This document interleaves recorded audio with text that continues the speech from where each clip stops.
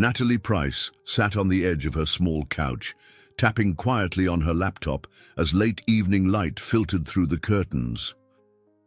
She was 28, with lightly wavy chestnut brown hair that fell just past her shoulders, though she usually kept it tied up in a practical ponytail. Tonight, however, she had let it down, and it brushed against the collar of her simple grey sweater every time she glanced from the blinking cursor on her screen to the telescope that stood near the window. The apartment wasn't large. It was a modest one-bedroom space overlooking the calm waters of Puget Sound in Seattle, yet it was enough to house her books, her data reports, and her beloved telescope aimed skyward. Outside, the sun had nearly set, igniting the horizon in shades of pink and orange before gently surrendering to the deep navy of twilight. She had spent the day neck-deep in spreadsheets for Innovatech Solutions, one of the city's biggest tech companies, where she worked as a junior data analyst. The job demanded diligence and meticulous attention to detail, qualities Natalie possessed in abundance. Yet inside the imposing office building, she often felt invisible. Her immediate supervisor rarely remembered her name, and even though she regularly submitted thorough analyses, no one seemed to notice. That persistent sense of being unseen had become her routine. Here on her couch, the warm glow of her reading lamp cast a comforting halo in the dimly lit living room, and Natalie felt momentarily free from the silent pressure of her workplace. Placing her laptop aside, she turned toward the telescope by the window. Its polished metal frame gleamed under the lamp's soft light. She stepped over, peered through the eyepiece, and focused on a cluster of stars that began to appear as night fully claimed the sky. Astronomy had captivated her since childhood, a passion that ran parallel to her equally deep interest in Stoic philosophy. She owned a small but cherished collection of books by Seneca, Marcus Aurelius, and Epictetus, often reading them in moments of doubt or stress. She found particular solace in Seneca's words about adversity revealing a person's true character. Sometimes, those philosophies kept her going when she felt like a cog in the corporate machinery. She exhaled softly, letting the day's tension slip away. On the horizon, the faint outlines of the Olympic Mountains stood guard, silhouetted against the last colors of dusk. She remembered how, during breaks at the office, she would pull out her phone and scroll through data sets rather than join her colleagues chatting about weekend plans. While they seemed to dismiss her as a quiet introvert, she was simply preserving her mental space. She wanted to be recognized for her skill, but she also dreaded the spotlight. In truth, Natalie found it far easier to analyze complex algorithms than to navigate small talk in a company cafeteria. Her thoughts wandered to the chatter in the office that morning about some big announcement from human resources. Something called a dinner with the CEO had been plastered on the company's internal bulletin boards. At first, she hadn't paid it any mind. The entire scheme sounded like a morale booster. Maybe a random name would be drawn, or a competition would be held. It seemed so far beyond her orbit that she barely bothered to remember the details. She was just Natalie, the woman who quietly handed in stellar data reports while most team members took credit for them. The only times she truly felt significant were these private nights spent observing the sky, or flipping through Stoic letters to remind herself that her value wasn't defined by corporate applause. An incoming text message buzzed on her phone. It was Chloe, her best friend since college. "Hey, Stargazer, how was your day?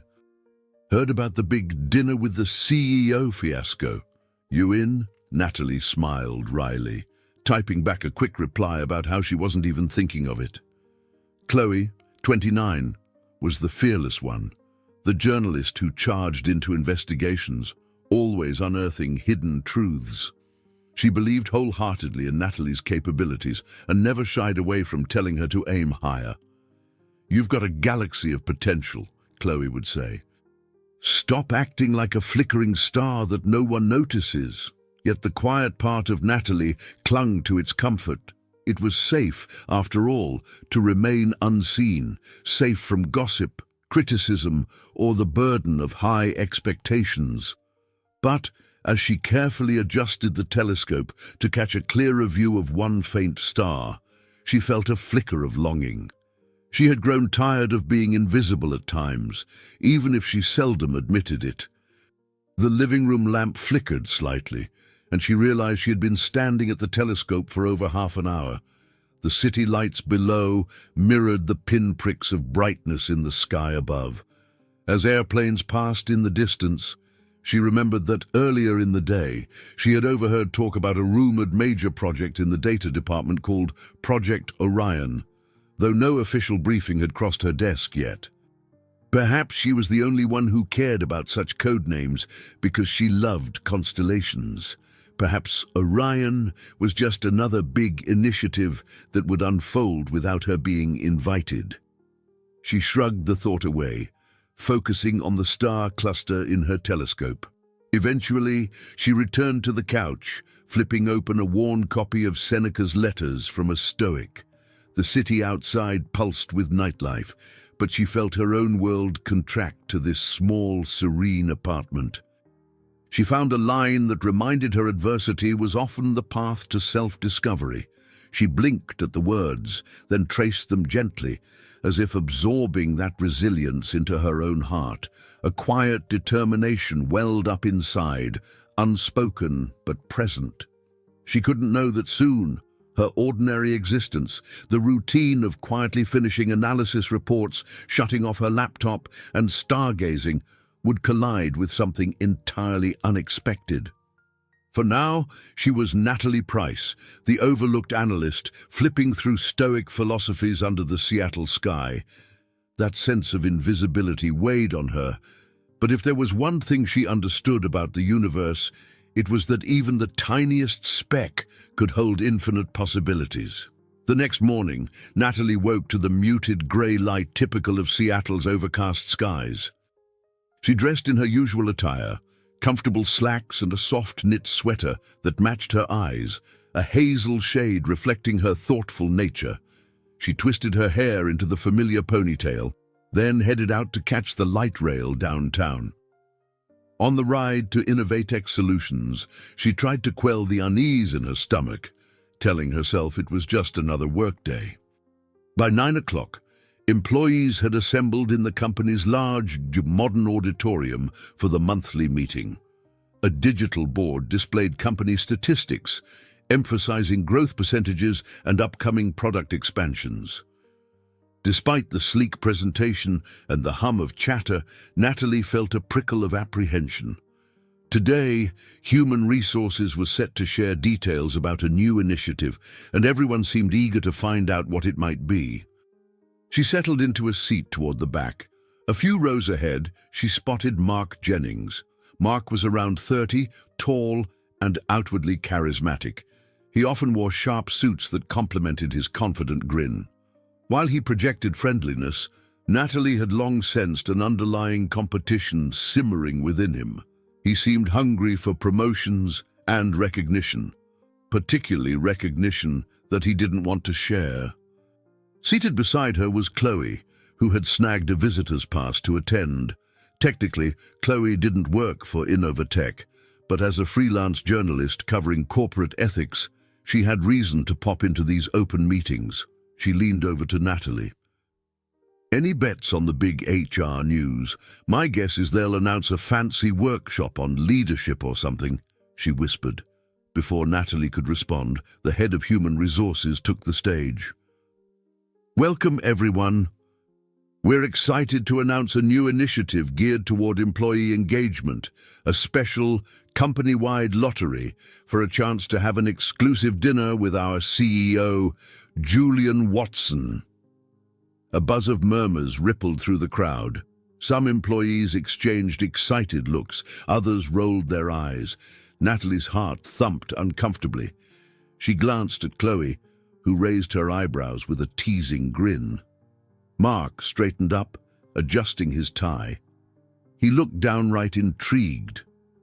The HR director continued, "This is a unique chance for one randomly chosen employee to sit down with Mr. Watson over a gourmet meal and discuss whatever's on your mind. It's part of our effort to bridge leadership and the everyday workforce. Names will be drawn next week during our special announcement event. Good luck to everyone." Natalie exhaled quietly. She felt no excitement, just mild dread.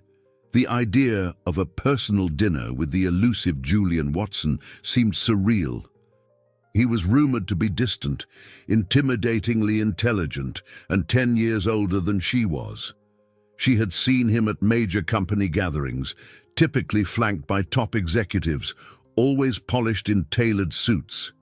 He rarely smiled, or at least she had never witnessed it. The thought of a one-on-one dinner, it made her stomach tighten. As the meeting concluded, everyone scattered to their departments. Chloe nudged Natalie playfully. "Let's buy you a Lucky Charm," she teased. "A dinner with the CEO might be a life-changer." Natalie rolled her eyes. "I'd rather stick to my data sets. You know me better than that," Chloe laughed. "Exactly. You need to step out of your comfort zone." Then, lowering her voice, she added, "Besides, I'm hearing rumors about a major internal project, something hush-hush related to advanced analytics. A friend tipped me off that it's codenamed Orion." "Sounds right up your alley." The mention of Orion again pricked Natalie's curiosity. She shrugged it off in front of Chloe, but felt a flutter of interest. "I doubt they'd want me on any hush-hush project. My manager barely recalls my name." "Maybe you just haven't had the right chance to shine," Chloe said, patting her on the shoulder. As they moved through the crowded halls, Mark caught up to them. "Ladies," he said with a polite nod, "exciting about the dinner lottery, huh?"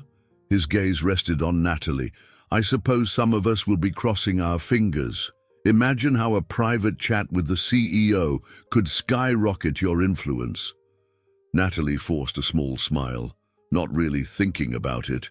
Mark smirked. "Oh, come on. Everyone's curious. Julian Watson might look chilly, but he can open doors you never knew existed." His tone was cordial, but she detected a mild undercurrent of condescension. She simply shrugged. "Maybe so. Good luck if you decide to throw your name in." He laughed, pointing to the sign-up portal blinking on the HR website. "Already did." Chloe pulled Natalie aside once Mark was out of earshot.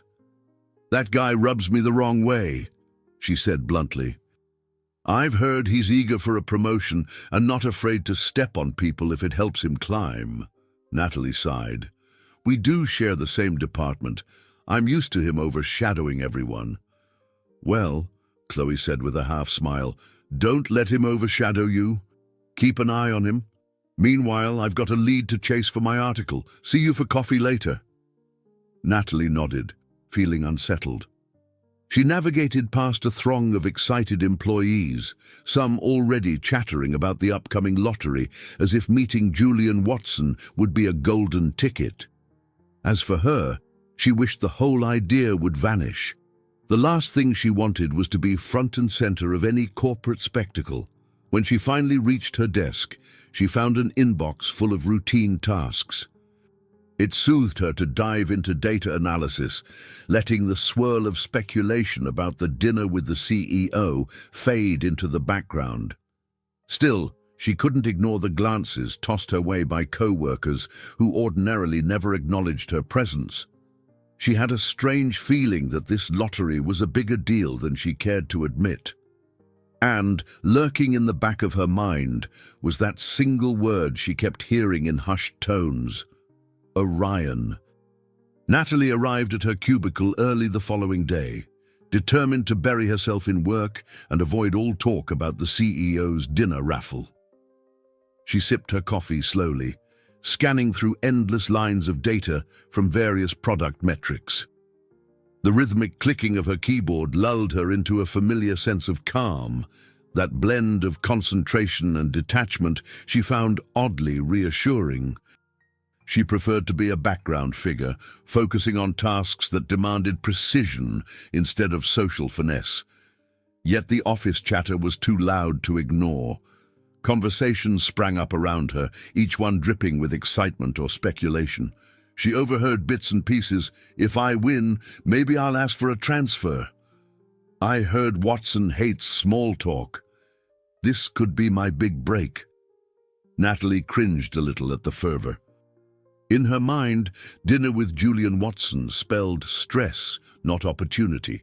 Part of her day involved a brief meeting with the department leads, including Mark, who strutted in looking particularly self-assured. He made casual remarks about how the CEO should hear real solutions from real innovators, implying in a not-so-subtle way that he belonged at that special table. Natalie kept her head down, offering her usual thorough updates on recent data findings.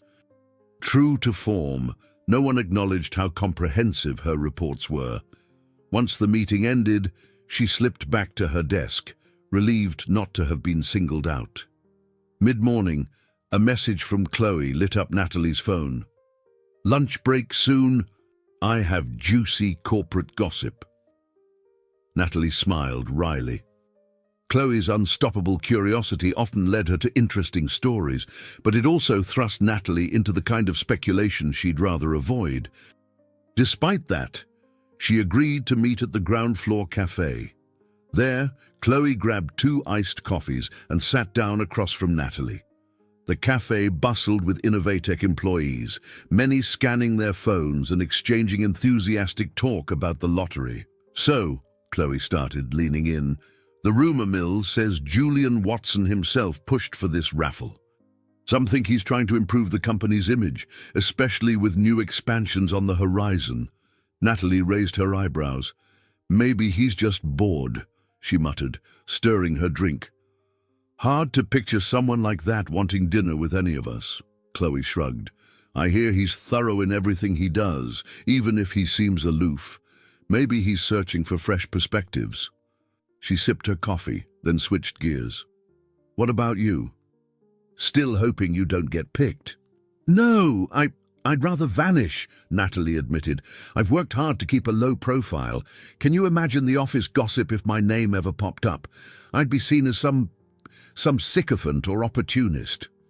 Chloe frowned. "Why do you always assume the worst? There's more to you than meets the eye, Natalie. You're brilliant, passionate, and if given the chance to speak up, you could really shine." "It's not about flattery. It's about letting your voice be heard." Her friend's words echoed, but Natalie couldn't push away her old insecurities. After the break, she returned to her desk, determined not to obsess over the raffle. She buried herself in an ongoing analytics project, meticulously sorting data sets and running correlation tests. The hush of her cubicle was comforting, even as clusters of colleagues in nearby aisles traded speculation about the upcoming draw. Mid-afternoon, Mark ambled past, stopping at her desk with a smarmy grin. "Hey, Natalie," he said, voice smooth as silk. "I'm curious. Did you enter your name into the dinner drawing?" She fiddled with the corner of a spreadsheet printout. "I think everyone's automatically entered, right? We just had to verify our name on the HR portal." "Oh, is that so?" Mark feigned surprise. "I went out of my way to confirm. Personally, I'm not sure our CEO will gain anything from novices, but hey, maybe someone shy could surprise him." Natalie knew the jab was pointed. She looked up, forcing composure. "He'll meet whoever's chosen, shy or otherwise." Mark flashed that practiced smile again. "Well, best of luck," he said, his tone dripping with condescension, before strolling away. She exhaled, feeling a surge of annoyance. The idea of being seen as unambitious or incompetent because she wasn't overtly chasing promotions stung. Yet she also hated the thought of putting herself on display. Reflecting on her stoic readings, she tried to remind herself that external judgments were out of her control. Still, it hurt to see how readily Mark brushed her off as insignificant. As the afternoon wore on, she slipped on her headphones to focus on her tasks. Gentle music drowned out the office noises, and in that bubble she found her rhythm. Every line of code, every pivot table became a small testament to her capabilities. She didn't need a fancy dinner or a personal chat with the CEO to prove her worth, except a faint part of her wondered if maybe, just maybe, she was hiding too much. Eventually, 5 o'clock rolled around. She powered down her computer, grabbed her coat, and slipped out before most of the team even noticed. Outside, Seattle's damp chill kissed her cheeks. Instead of heading straight home, she decided to stroll along a nearby waterfront park. The hum of traffic was ever present, but gulls soared overhead, and the scent of salt water drifted in. Staring at the gently lapping waves, she inhaled the crisp air. She thought about the large Innovatech building behind her, about Mark's smugness, Chloe's encouragement, and the constant hum of gossip. She whispered to herself, "I'm fine right here. Invisible is fine." But the watery reflection of the skyline seemed to question her. Was she really fine, or was she clinging to what felt safe? After a few lingering moments, she turned her back on the water. Tomorrow, the company's lottery mania would press on, and she would do her best to remain in the background. That was, after all, the only reality she had known. Late that evening, Natalie settled into her apartment, grateful for a reprieve from the swirling office tensions. The city sparkled below, lights forming grids and clusters that reminded her of data points on a sprawling chart. She switched on the small lamp near her telescope, letting its soft glow illuminate her living room. The air outside had turned crisp, and she could sense a shift in seasons creeping in through the cracks of the old windows. She placed a steaming mug of chamomile tea on the window ledge and angled the telescope just so. In the corner of her mind, she kept recalling stray mentions of that secretive Project Orion. With a half-smile, she thought about the constellation that lent its name to the rumored project. Orion had always been one of her favorites, easy to identify in winter skies, emblematic of a hunter forever chasing something beyond his reach.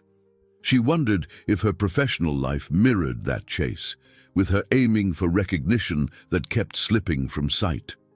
Flicking through a star chart, she identified a few visible clusters.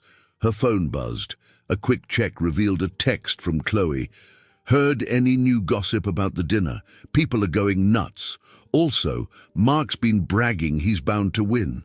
Natalie shook her head, rolling her eyes. She typed back, "I'm staying out of it. My plan is to let fate do what it will." But as she hit send, she realized that she was also nibbling at her lip, a nervous habit that betrayed how unsettled she felt. She returned her focus to the telescope. Through its lens, pinpoints of starlight coalesced against the dark sky. The moon hung low and bright, illuminating rooftops and partially drowning out the stars. She adjusted a few knobs, inhaling deeply. There, among the distant lights, was a sense of perspective she often craved. Her life, her job, the corporate intrigues, all of it was so small compared to the enormity of the universe. A fragment of a stoic quote flitted through her mind. "Look at the stars lighting up the sky. No one of them stays in the same place." It reminded her that change was inevitable, and perhaps she needed to be more open to it, instead of resisting every unforeseen twist. She sipped her tea, the warmth comforting her hands, and felt a spark of curiosity. Could she afford to welcome something different in her life, even if it came in the intimidating form of a dinner with Julian Watson? Her thoughts drifted to the mundane tasks at work, the deadlines, the endless threads of code. She was good at what she did. She knew that. But her achievements were overshadowed by a system that favored louder personalities. Maybe that was simply how the corporate world operated. Still, a small voice inside her whispered that she deserved more than an invisible corner desk and a timid, "good job" once in a while. Setting aside the telescope, she pulled out her laptop. She had a mind to run some personal data analyses, an odd hobby she indulged in whenever she had time, but the memory of Project Orion tugged at her. She typed a few queries into the internal Innovatech system, more out of curiosity than anything else, though she doubted she'd uncover top-secret details. Sure enough, only the project's name and a short description of cutting-edge data research popped up, with no real substance. She closed the file with a sigh. Her phone chimed again. Chloe, apparently still brimming with gossip. Mark says we're all going to see a big reveal in 2 days. HR is finalizing everything. Are you absolutely sure you're not freaking out about this? Natalie typed back a one-word reply. Nope. That was all she could muster. The truth was more complicated. Part of her felt relief that she wouldn't be singled out, that it would be someone else's victory. Another part of her, the side fascinated by cosmic wonders and ancient philosophies, wondered if the random hand of fate might thrust her into something bigger than she'd ever experienced. She closed her laptop and headed to the kitchen to wash her teacup. The fluorescent light buzzed overhead. Day after day, this had been her routine. Work, come home, stare at the night sky, read bits of Seneca, then repeat. She found comfort in the pattern, but a nagging restlessness welled up lately, as if she sensed a cosmic nudge pushing her toward an unfamiliar path. She dried the cup and placed it in the cupboard. Approaching the window again, she took one last look at Orion's belt, just barely visible through the glow of city lights. Tomorrow, HR would confirm the exact date of the CEO dinner drawing, and the entire office would be whipped into another frenzy. Mark would prattle on about his cunning plans. Chloe would keep urging Natalie to seize opportunities. In the face of it all, she had only her quiet convictions and her stoic lens through which to filter life's noise. Leaning against the windowsill, she wondered if the sky itself was trying to tell her something, if she was just one shift in perspective away from realizing her own worth. Exhaling, she reminded herself that the unknown wasn't necessarily something to fear. Yet despite that fleeting reassurance, her pulse quickened, as though the changes she resisted might arrive sooner than she was prepared to handle. Friday dawned grey and drizzly, a typical Seattle morning. Natalie stepped off the light rail, clutching her umbrella against the persistent drizzle. She hurried into Innovatech's towering lobby, shoulders already tense, wishing the day could fast forward. This was the day HR would announce who had won the dinner with Julian Watson, an event that made her inwardly cringe every time she thought about it. A buzz of anticipation charged the air. Colleagues whispered in corridors and formed small huddles near the elevator banks. She noticed Mark leaning casually against a wall, wearing a confident smirk. He shot her a look that seemed to say, "Maybe today is my day." Natalie tightened her grip on her coffee cup and made a beeline for her desk, hoping to bury herself in routine tasks until the dreaded reveal. By mid-morning, the entire staff gathered in the wide, glass-walled lobby where a small stage had been set up. HR representatives stood near a screen that read, "Dinner with the CEO, winner announcement." Natalie lingered at the back of the crowd, half hidden behind a taller co-worker. She spotted Chloe off to one side, phone in hand, clearly itching to record the moment. The hush in the room deepened as the HR director tapped the microphone. "Good morning, everyone," the director said with forced cheeriness. "I won't drag this out. Our raffle tool has randomly selected the lucky employee who'll share an exclusive dinner at the Aura Lounge with Mr. Watson. I have the name right here." She held up an envelope for dramatic effect. Cameras flashed, and a mild murmur rippled through the crowd. Natalie swallowed hard, repeating in her head that it wouldn't be her. She never won anything.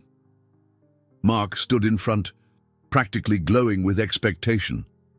When the HR director finally opened the envelope and read out the name, Natalie's heart almost stopped. "Congratulations." "Natalie Price, you're our winner." A hush of surprise followed, and then a flurry of whispers burst around the room. Natalie's breath caught. She felt like she'd just been thrust onto a spotlighted stage without warning. Several employees craned their necks to see who Natalie Price might be. Chloe was already making her way through the crowd, eyes wide, a triumphant smile tugging at her lips. Mark, on the other hand, looked shell-shocked. The director continued, "Natalie, please come up for a quick photo." Natalie stumbled forward, face flushing, conscious of every eye fixed on her. She forced a stiff smile as cameras clicked. When she glanced around, she saw Mark in the corner, sporting a look that mixed disbelief and thinly veiled annoyance.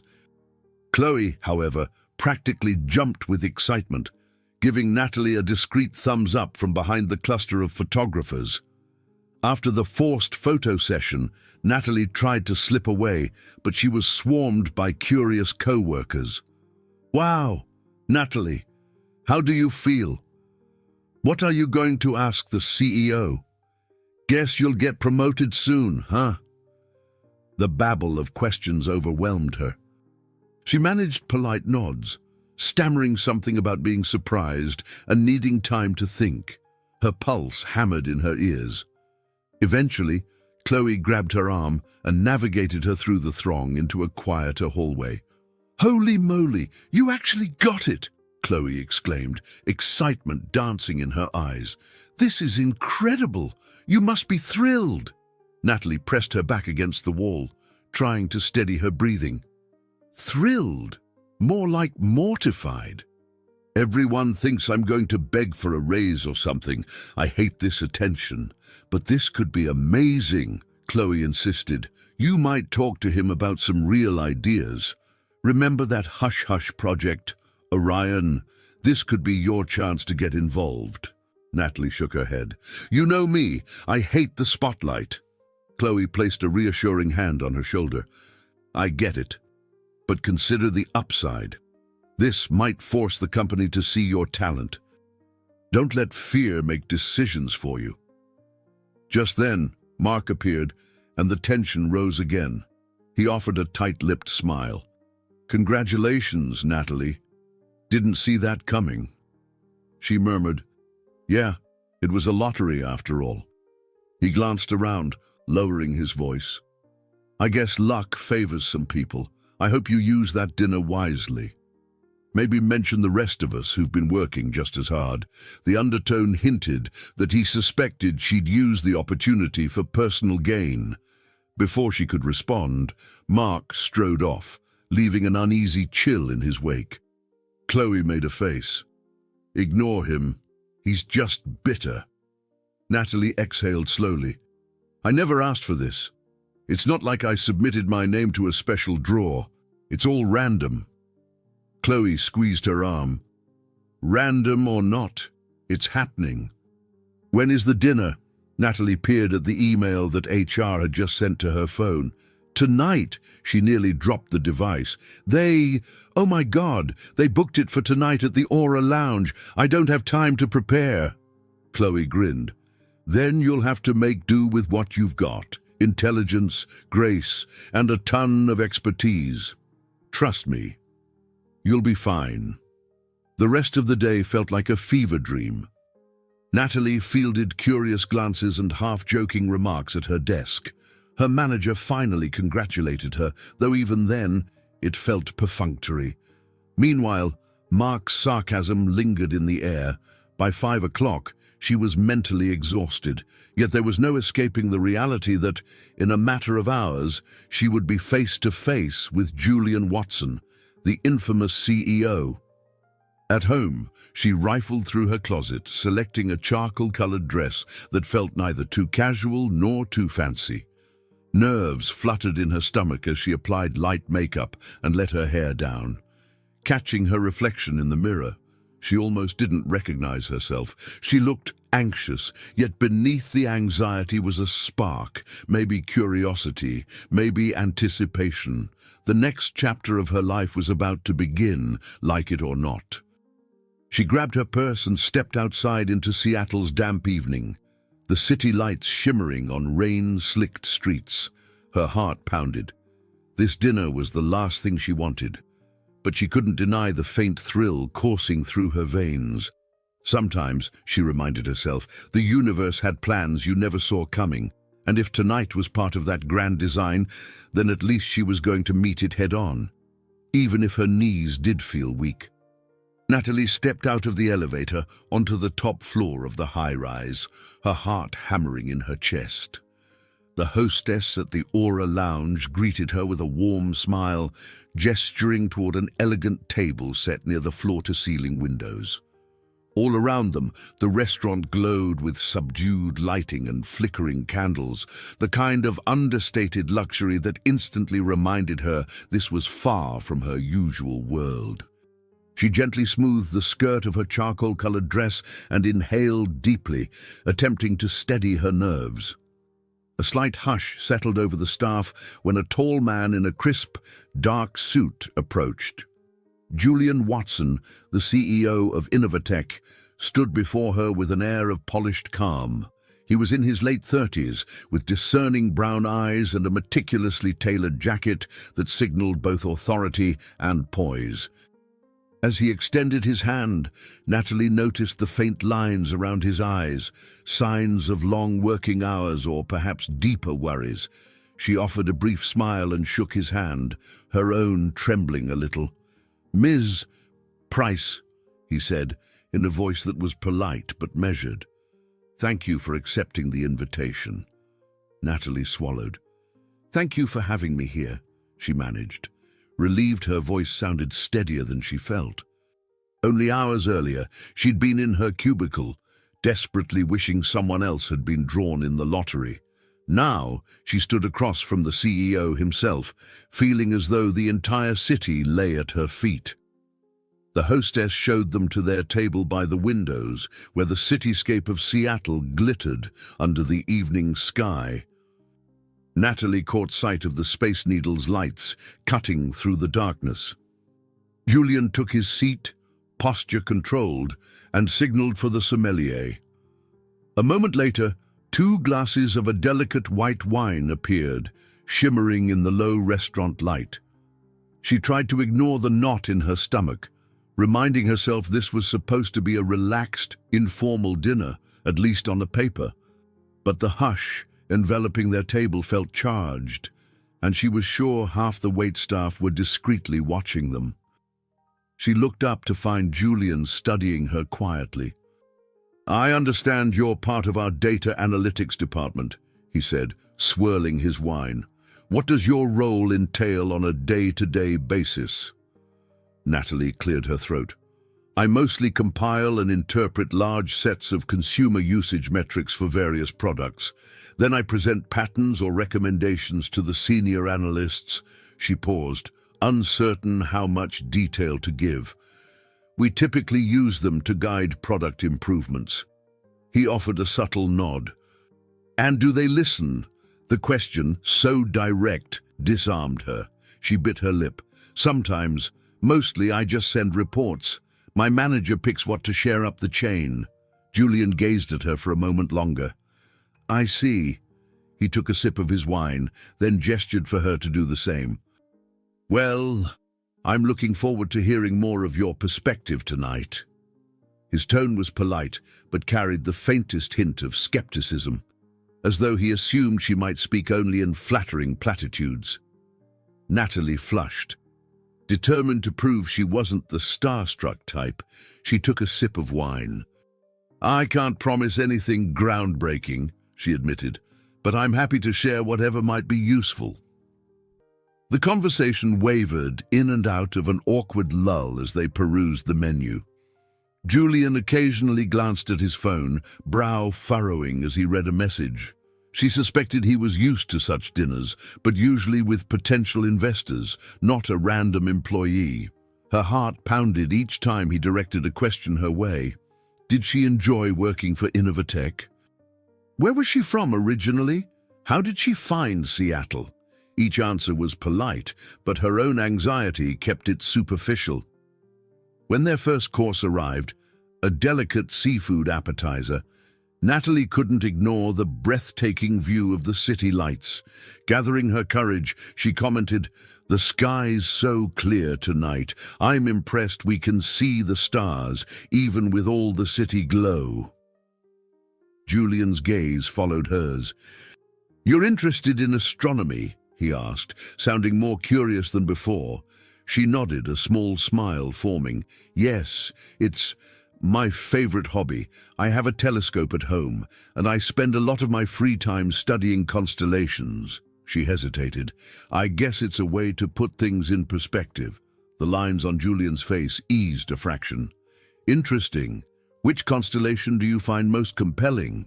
She laughed softly, a hint of relief blooming in her chest. "Orion. It's easy to spot.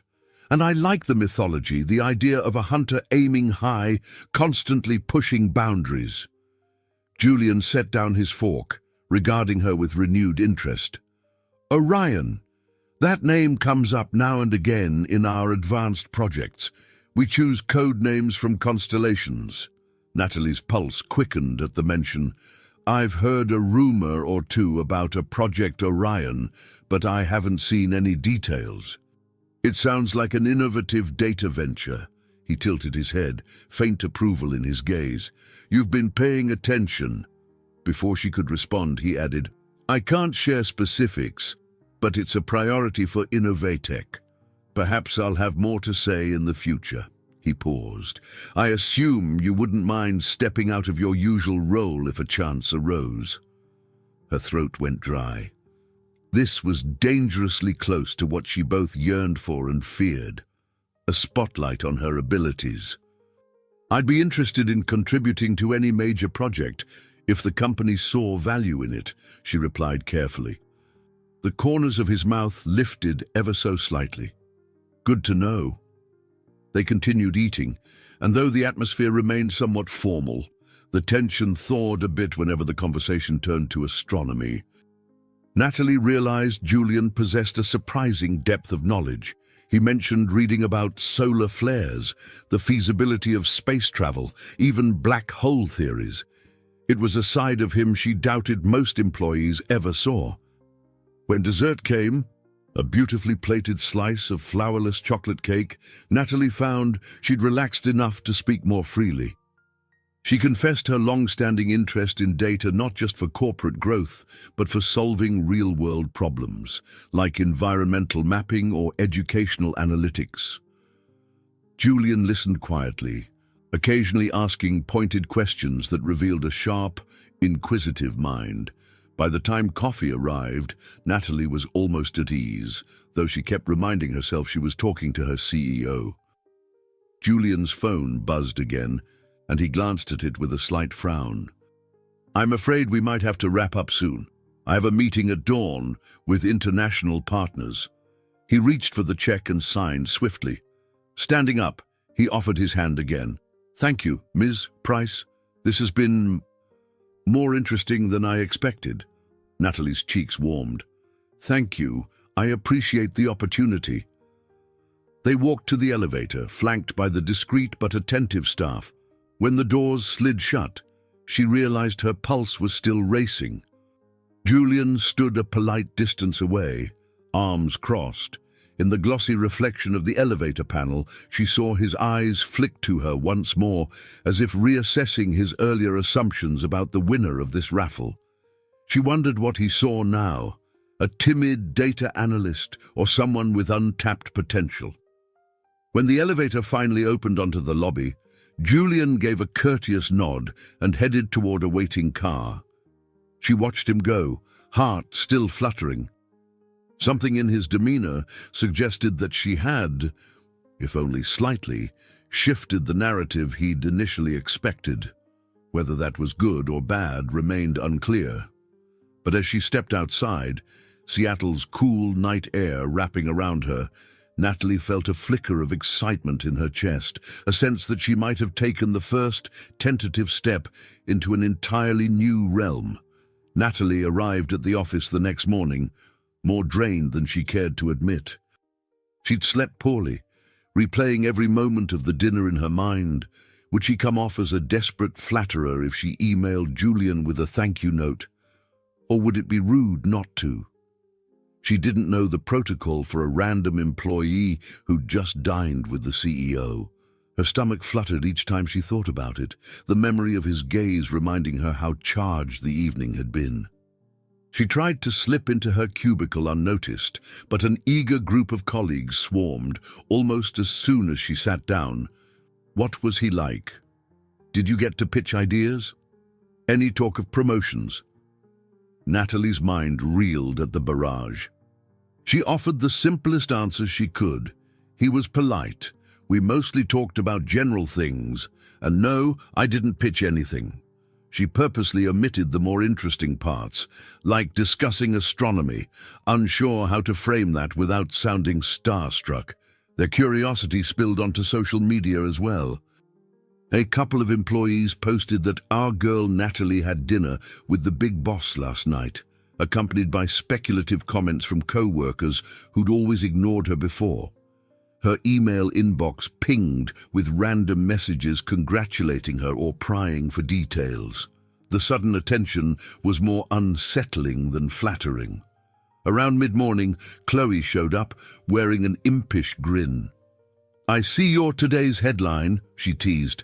"How was the big date?" "Or was it a business meeting?" Natalie groaned softly. "Neither. It was just dinner, but everyone wants to gossip." Chloe's eyes sparkled. "That's how offices work. Everyone's bored, so they cling to any bit of excitement. By the way, Mark is conveniently missing from the scene, but I heard he's been dropping remarks that you'll probably milk the situation." Natalie pressed her lips together. "He already made a snide comment last week about me taking advantage if I ever got FaceTime with the CEO. It's ridiculous. Julian asked me a few questions. I answered as honestly as I could." Chloe patted her shoulder. "Don't let it get to you. People have short attention spans. In a day or two, they'll move on to another rumor." She paused, then glanced around conspiratorially. "Any mention of that hush-hush project?" "Orion." Natalie exhaled. "A bit. He said it's a major priority. He seemed interested in my thoughts, but it was more a passing conversation." Chloe's eyebrows rose. "Passing conversation with your CEO about top-secret stuff is still huge." She gave Natalie a quick, reassuring smile. "I gotta run. There's an editorial meeting, but text me if you need moral support, okay?" Natalie nodded gratefully. Once Chloe was gone, she tried focusing on her usual tasks, hoping the day would fall into a normal rhythm. But each time she looked up from her screen, someone new hovered with a question about how fancy the restaurant was or whether Julian was as imposing in person as he seemed in memos. The entire atmosphere felt surreal. Around noon, she ducked into the cafeteria, craving some distance from the curious stares. She bought a simple salad and found a quiet corner. As she sat down, she noticed Mark strolling in, scanning the room as if searching for someone. Sure enough, his gaze landed on her, and he made a beeline in her direction. "Natalie," he said, setting his tray on her table without an invitation. "Mind if I join?" The question was rhetorical. He was already sitting. "I heard your dinner went interestingly." She forced a polite nod. "It was nice. Just a company event, really." His tone grew edged. "People are saying you two had some pretty deep conversation. Must be great to get on the CEO's radar. You'll probably be running this place soon, huh?" He delivered the line with a grin that didn't reach his eyes. Natalie bristled at the insinuation. He was formal. "We talked about work, nothing more to it." Mark stirred his coffee, looking unconvinced. "Well, watch your step. Once people assume you have the CEO's ear, they'll expect you to either prove your worth or crash hard." She pursed her lips, striving for composure. "That's quite dramatic." He shrugged. "Just being realistic, this environment can be brutal. If you're a threat or an ally, people want to know." He popped a piece of fruit into his mouth and stood abruptly. "Anyway, best of luck. Enjoy the attention while it lasts." Without waiting for a response, he walked off, leaving a tense energy in his wake. Natalie pushed her salad aside, no longer hungry. She despised how Mark framed everything as a political chess match. But a nagging part of her worried he might be right. She was already receiving more email from upper management than usual, quick notes requesting data clarifications, messages from folks she'd never interacted with. Was it coincidence or a direct result of her dinner with Julian? Back at her cubicle, she found a new email from E. Peterson, who introduced herself as Julian Watson's executive assistant, Ms. Peterson wrote politely that Mr.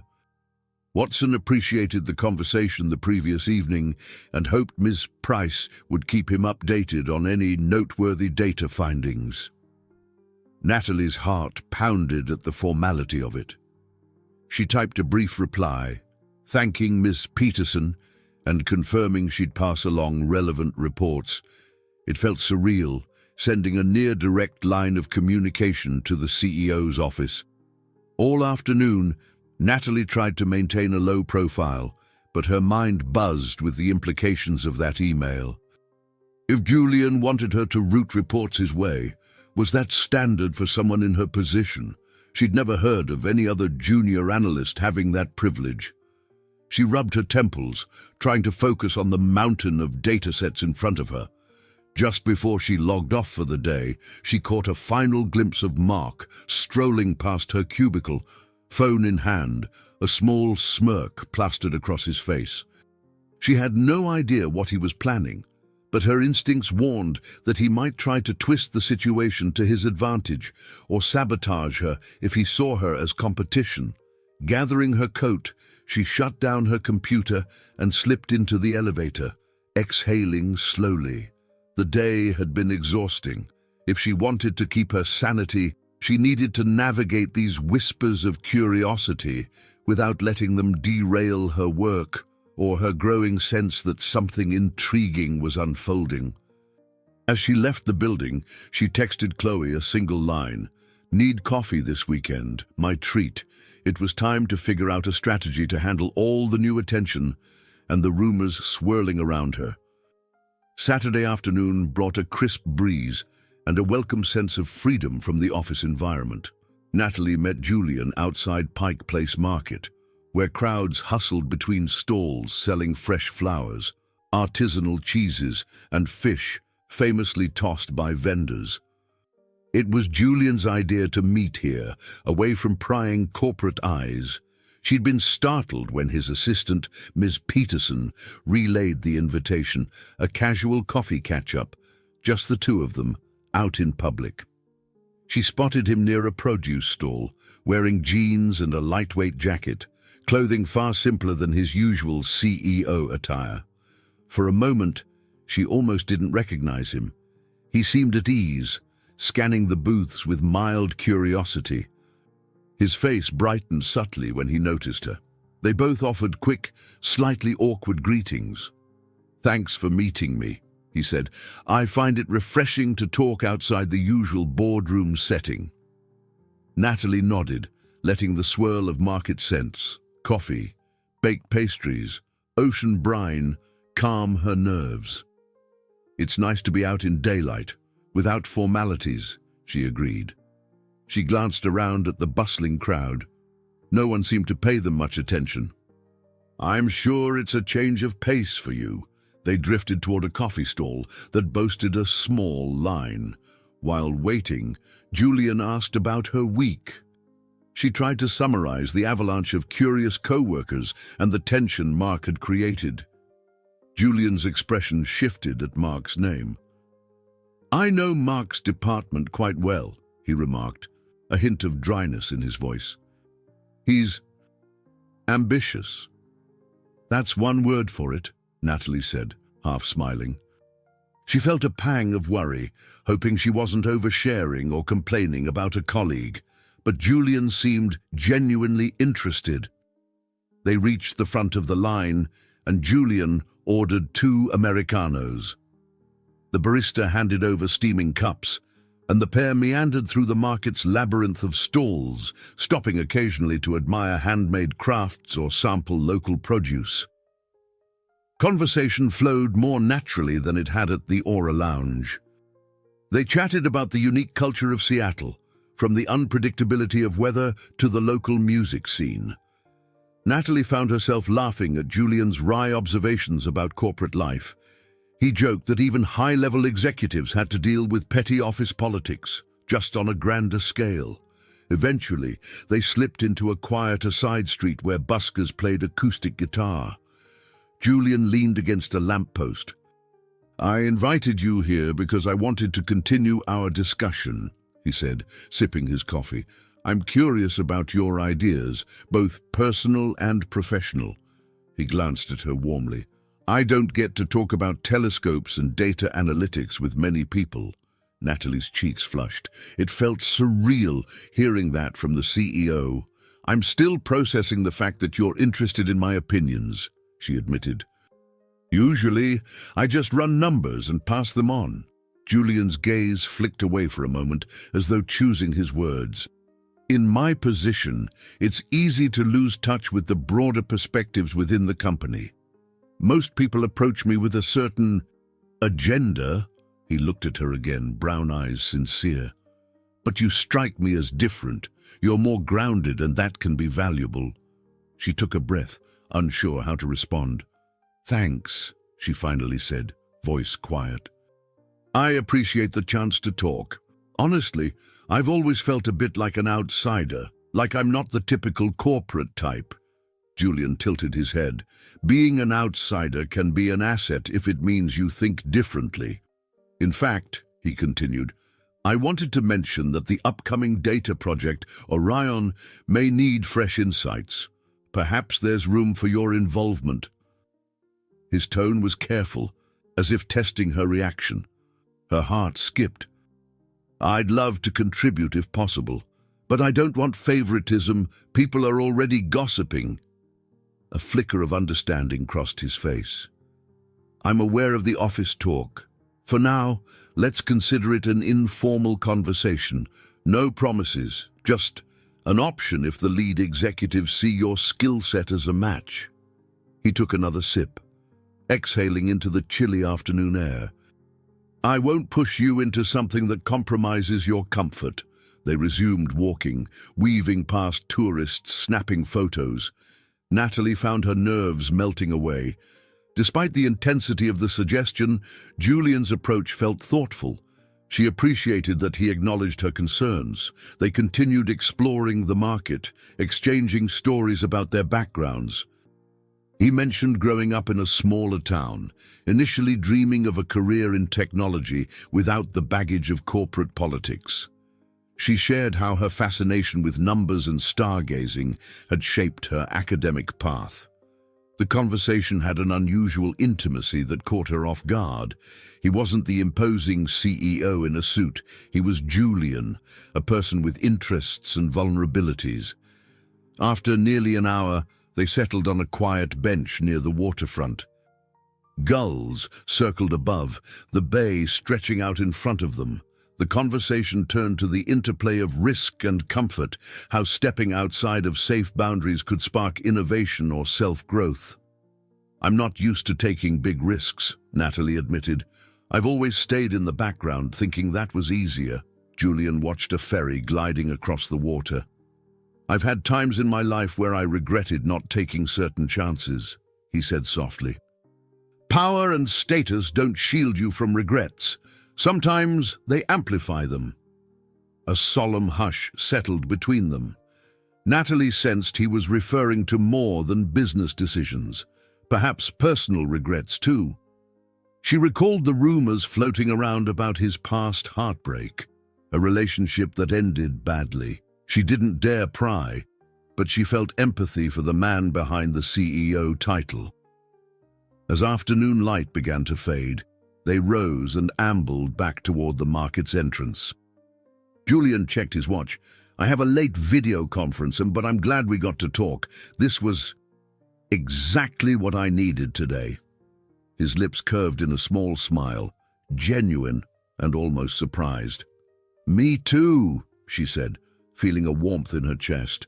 Thank you for inviting me. It's nice to see Seattle through a different lens. They said their goodbyes at the corner, each heading in opposite directions.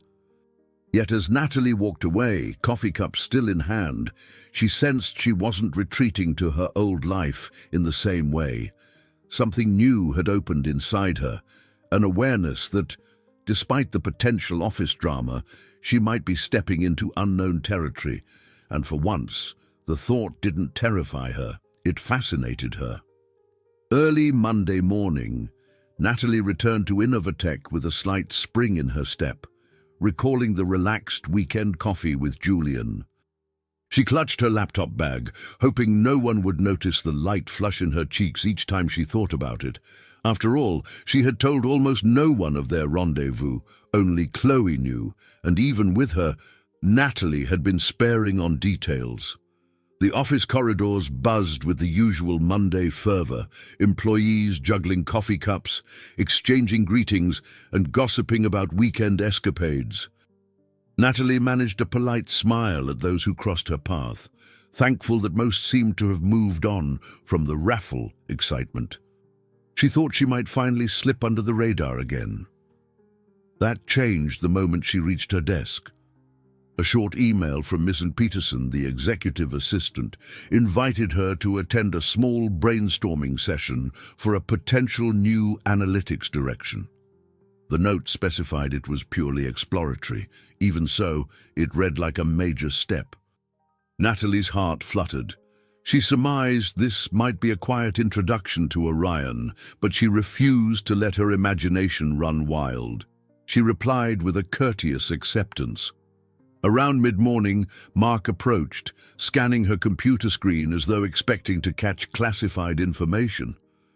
"Heard you might be joining some hush-hush meeting," he said, his voice laced with forced casualness. Natalie minimized her inbox, keeping her tone neutral. "Just a brainstorming session, probably nothing major."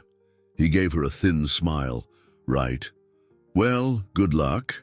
Let me know if anything interesting comes up." Then he wandered off, leaving behind a swirl of unease. She couldn't shake the sense that he was fishing for intel. Her new sense of connection to Julian wasn't lost on Mark, and that might motivate him to undermine her. Just before lunch, Chloe dropped by, leaning casually against Natalie's cubicle wall. Well, word on the grapevine says you're heading to some fancy meeting." Her grin was mischievous. "Spill," Natalie sighed, rubbing her temples. "I'm not even sure what it is yet. Ms. Peterson asked me to join a small group session. Could be part of Orion, but I'm not certain." She paused, lowering her voice. "I saw Julian over the weekend. We had coffee at Pike Place. It felt weirdly normal." Chloe's eyes lit up. "Oh ho, so you're meeting outside the office now? Just friends or something else?"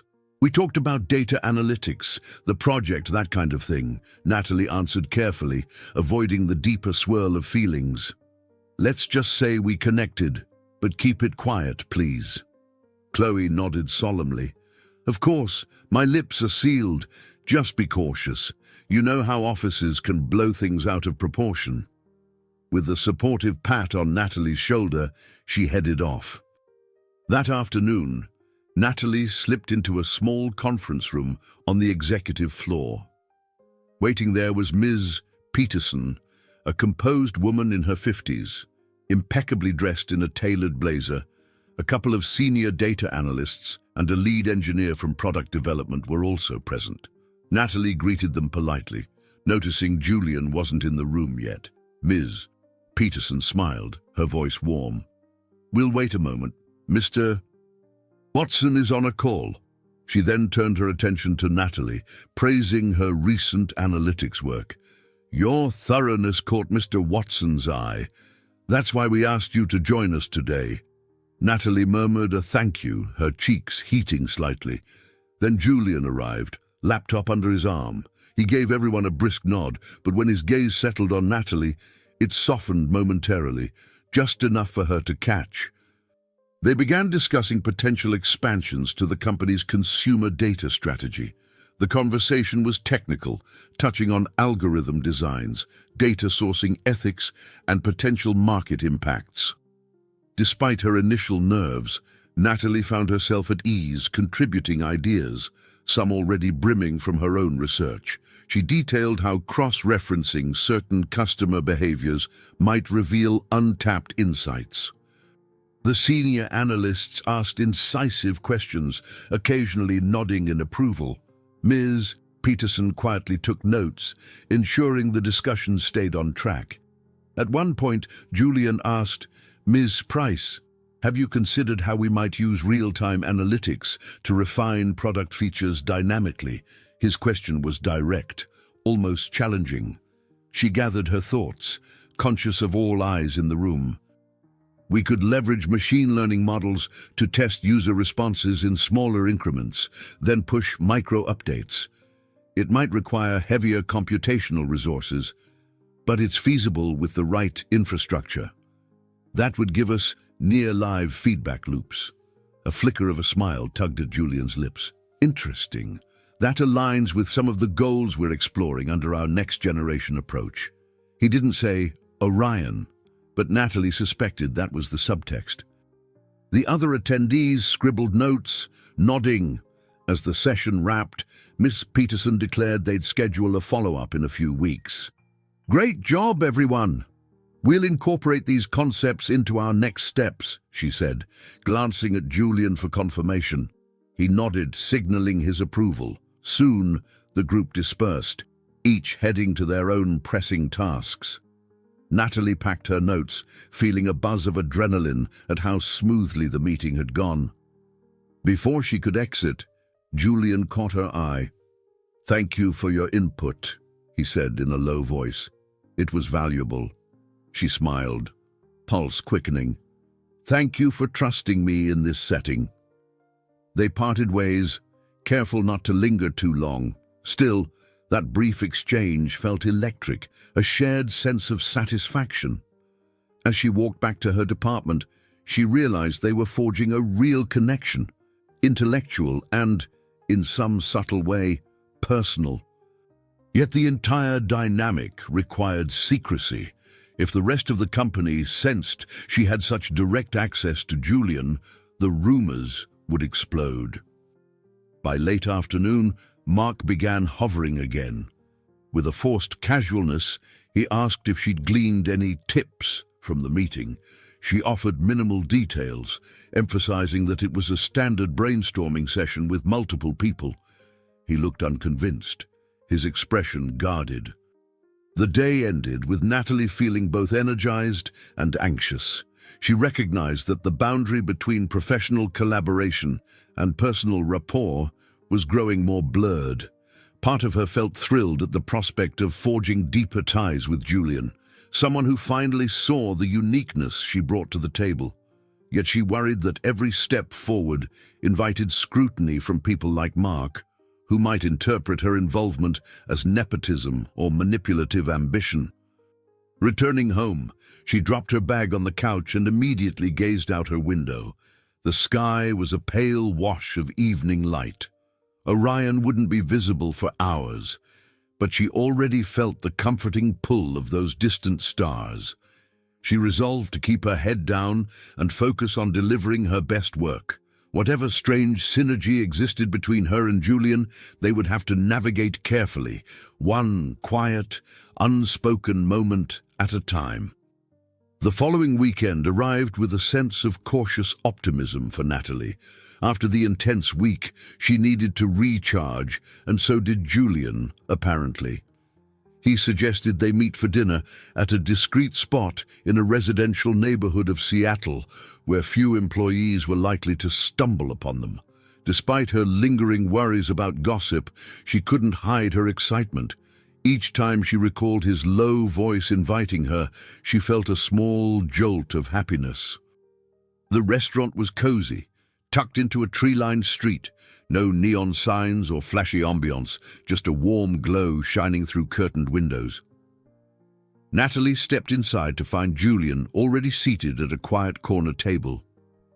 He wore a simple navy sweater, his posture relaxed. A gentle smile lit his face when he spotted her. The difference from their formal dinner at the Aura Lounge was stark. There were no starched linens or hushed staff. This felt more genuine, more personal. "Thank you for coming," he said, rising to pull out her chair. The courtesy warmed her and she offered a grateful nod. They placed their orders, comfort food, not haute cuisine, and let the lull of soft music envelop them. Conversation started with updates on the brainstorming session. Julian briefly mentioned how the senior analysts were intrigued by her ideas. Natalie downplayed it, though she couldn't deny a flicker of pride. It felt good to be recognized by top-level folks after so many months of feeling invisible. Soon, the talk drifted toward lighter, more personal territory.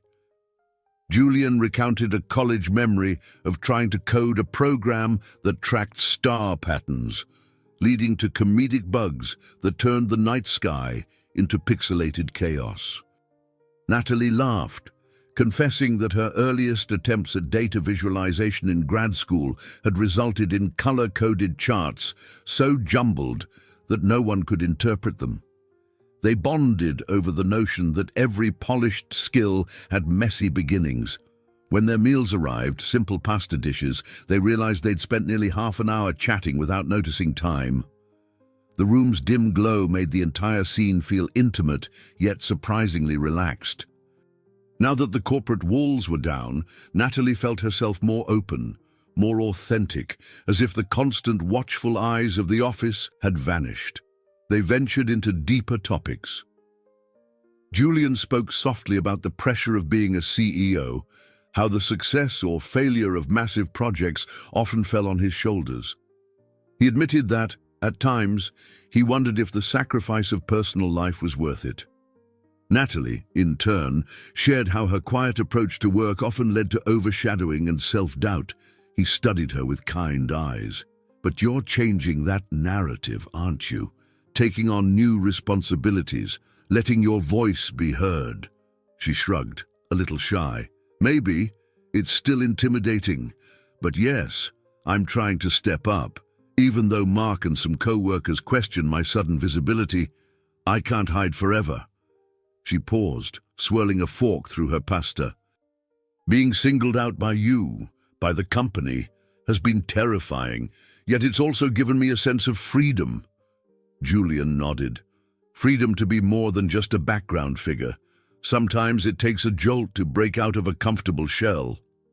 His tone was gentle, almost encouraging. They finished their meals, exchanging occasional smiles, until a passing server offered dessert. Both declined, joking that they were too full, yet Julian suggested coffee to keep the conversation flowing. Over steaming cups of espresso, the talk turned contemplative. Natalie felt her pulse quicken at the closeness forming between them. Her eyes flicked around the restaurant, relieved to see no familiar faces. A subtle hush settled in. Julian seemed to sense her unease. "I know it's unconventional," he said, voice low. "The CEO and a data analyst meeting like this. If it ever becomes uncomfortable for you, please tell me." Her chest tightened. She chose her words carefully. "It's unconventional, but it feels real. The office can be so stifling, everyone playing roles, including me. Here, I can be honest." She paused, meeting his gaze. "I appreciate that." A faint tension in his jaw relaxed, replaced by a small, relieved grin. "Same. I can't recall the last time I felt this at ease, discussing both work and personal thoughts with someone who isn't expecting me to be the boss." Natalie's heart did a quiet somersault. For a moment, she let herself imagine that maybe, just maybe, they were free to explore this connection beyond corporate titles. She felt that intangible spark passing between them, a gentle magnetism. They lingered for another hour, talking about favorite books, dream travel destinations, and the quirks of Seattle's neighborhoods. Eventually, as the restaurant neared closing, they stepped into the cool night air. A light drizzle had started, typical for the city. Julian opened a small umbrella and they walked side by side along the calm, tree-lined sidewalk, shoulders occasionally brushing. Conversation ebbed, replaced by the soothing rhythm of rain. When they reached her car, parked a few blocks away, Natalie hesitated. A wave of gratitude for the evening washed over her. "Thank you," she whispered, not quite sure whether she meant for dinner, or for listening, or for giving her a taste of a world where she could be recognized as more than that quiet data analyst. He nodded, holding the umbrella so she stayed dry. "Likewise. Thank you for being so open." They parted with a lingering glance that hinted at unspoken possibilities. Driving home, Natalie felt an unexpected rush of optimism. She recalled the earlier swirl of rumors, the tension at work, Mark's sneers. But for now, none of it mattered as much as this sense of genuine connection. She recognized the risk. If news spread of her and Julian's private dinners, it could ignite more rumors or even jeopardize her standing. But the sense of freedom she experienced tonight, free from the corporate facade, was worth savoring. For the first time in a long while, she felt a glimmer of confidence that the life she'd dreamed of, where her passions and her professional value coexisted, might actually be within reach. As she parked and glanced up at her apartment window, the silhouette of her telescope greeted her like a silent cheer. Tonight, the universe seemed a little closer, more welcoming, and her heart felt open to whatever came next. Natalie was typing intently in her cubicle on a Tuesday morning when her manager tapped gently on the partition wall. "Hey, can I grab a moment?" he asked, voice unusually polite. She glanced up, heart skipping. Rarely did he stop by for anything other than quick updates on standard reports. He seemed flustered, rubbing the back of his neck, as though he wasn't quite sure how to begin. "Sure," she replied, saving her work and swiveling around to face him. She noticed Mark lurking a few cubicles over, pretending to rearrange files, but clearly eavesdropping. The manager cleared his throat. I've just come from a senior meeting. There's talk of reorganizing teams to focus on some major analytics push. Your name came up." He held a printed memo with the Innovatech logo on top. "They want you to lead a subsection of this new initiative, specifically the data modeling aspect. It's a big deal, Natalie." Her chest tightened with a rush of excitement and nerves. She had dreamt of a chance to prove herself, yet hadn't expected it so abruptly. "Are you sure? I mean, that's wonderful. She cut herself off. The last thing she wanted was to sound ungrateful or incompetent. Her manager handed her the memo. "They were impressed by your contributions in those brainstorming sessions. Plus, rumor is Julian Watson himself sees you as a solid fit." His voice lowered. "I want to be transparent. There's going to be some chatter about favoritism. Just do your job well, and you'll show them it's not about personal connections." She nodded slowly, adrenaline tingling in her fingers. "When does this start?" "In 2 days, we'll reorganize the department and hold a briefing. You'll need to gather a small team, maybe 3 or 4 data analysts, and start scoping out the pipeline. It's being referred to as Project Orion internally, so expect top-level scrutiny." He glanced around. "Congratulations. It's a big step."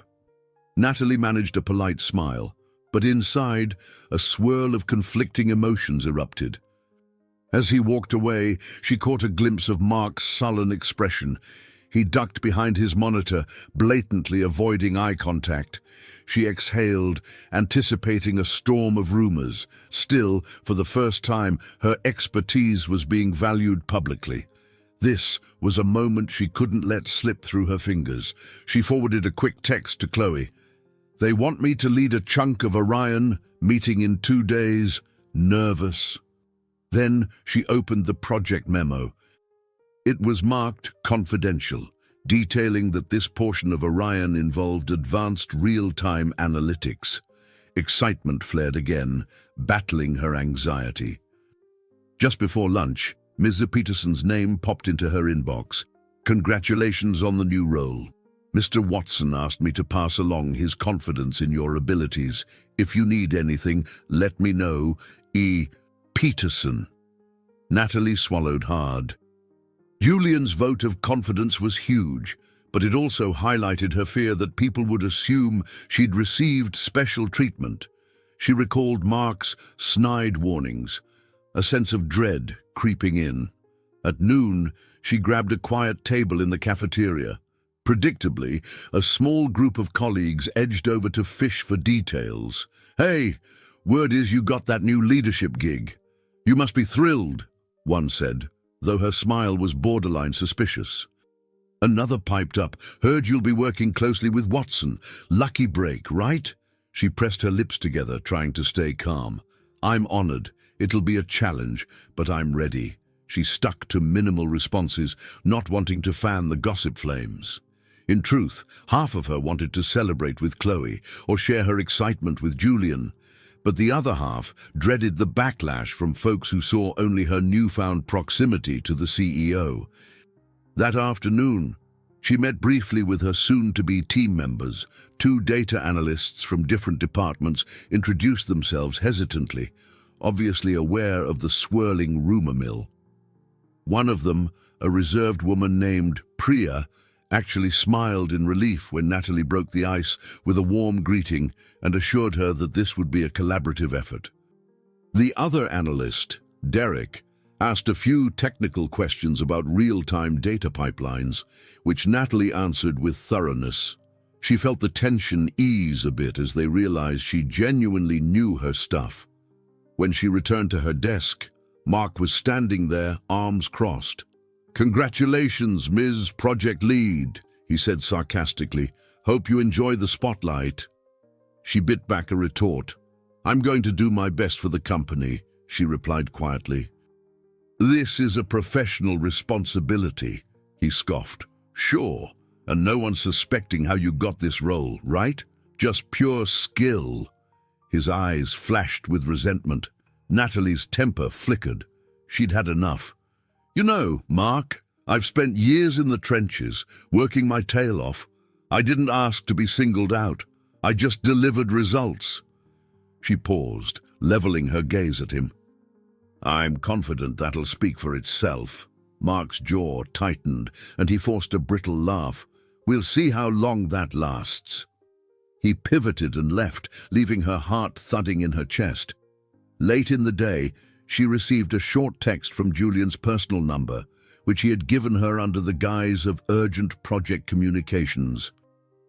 "Congrats on leading Orion's analytics. Proud of you. Let's talk soon." She stared at the screen, half smiling, half fearful.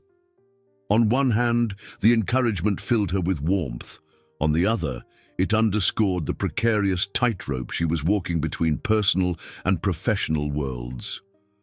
As she packed up to leave the office, she clutched the project memo and reminded herself that this was her dream, to work on innovative data solutions and be recognized for her abilities.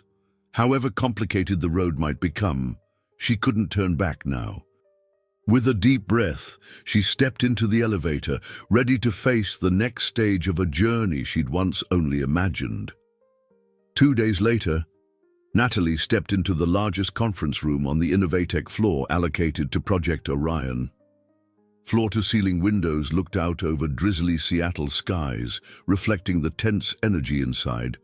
Across several tables were laptops, notepads, and a scattering of empty coffee cups.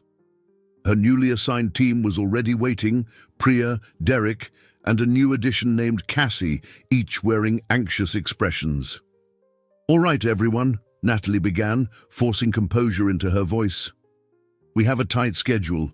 We need to design and test our real-time data pipeline within 2 months if we want to meet the board's expectations."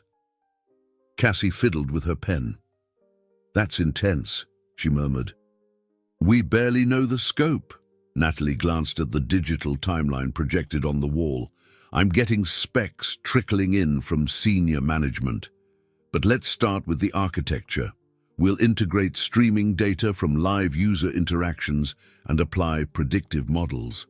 If we succeed, Orion can adapt product features on the fly. Priya raised a hand. We also need to confirm compliance. Real-time processing can raise privacy flags if the data is sensitive. Absolutely. We'll coordinate with legal to ensure we're meeting regulations, Natalie replied, relieved that her team was voicing concerns early. It meant they were invested. The door opened, and Mark sauntered in uninvited, scanning the group with a patronizing grin. Just observing. Heard this was the big fancy project. His gaze flicked to Natalie. Don't mind me? Priya and Derek exchanged uneasy looks, while Cassie kept her eyes glued to her laptop. Natalie felt her pulse spike. She cleared her throat. This is a closed session, Mark. We're in the middle of planning. He shrugged. I know. But I figured I'd see how you plan to implement all those brilliant ideas we've been hearing about. His tone dripped with challenge. Natalie mustered calm. We appreciate your interest, but we need to focus. If you'd like updates, you can request them through the usual channels. Mark took a seat against the wall, crossing his arms. I'll just watch for a bit. It was a blatant attempt to undermine her authority in front of the team. She sensed her colleagues' discomfort. Tension coiled inside her, but she carried on, discussing the data ingestion framework. Each time she mentioned a detail, like how they would handle concurrency or load balancing, Mark snorted or made a face.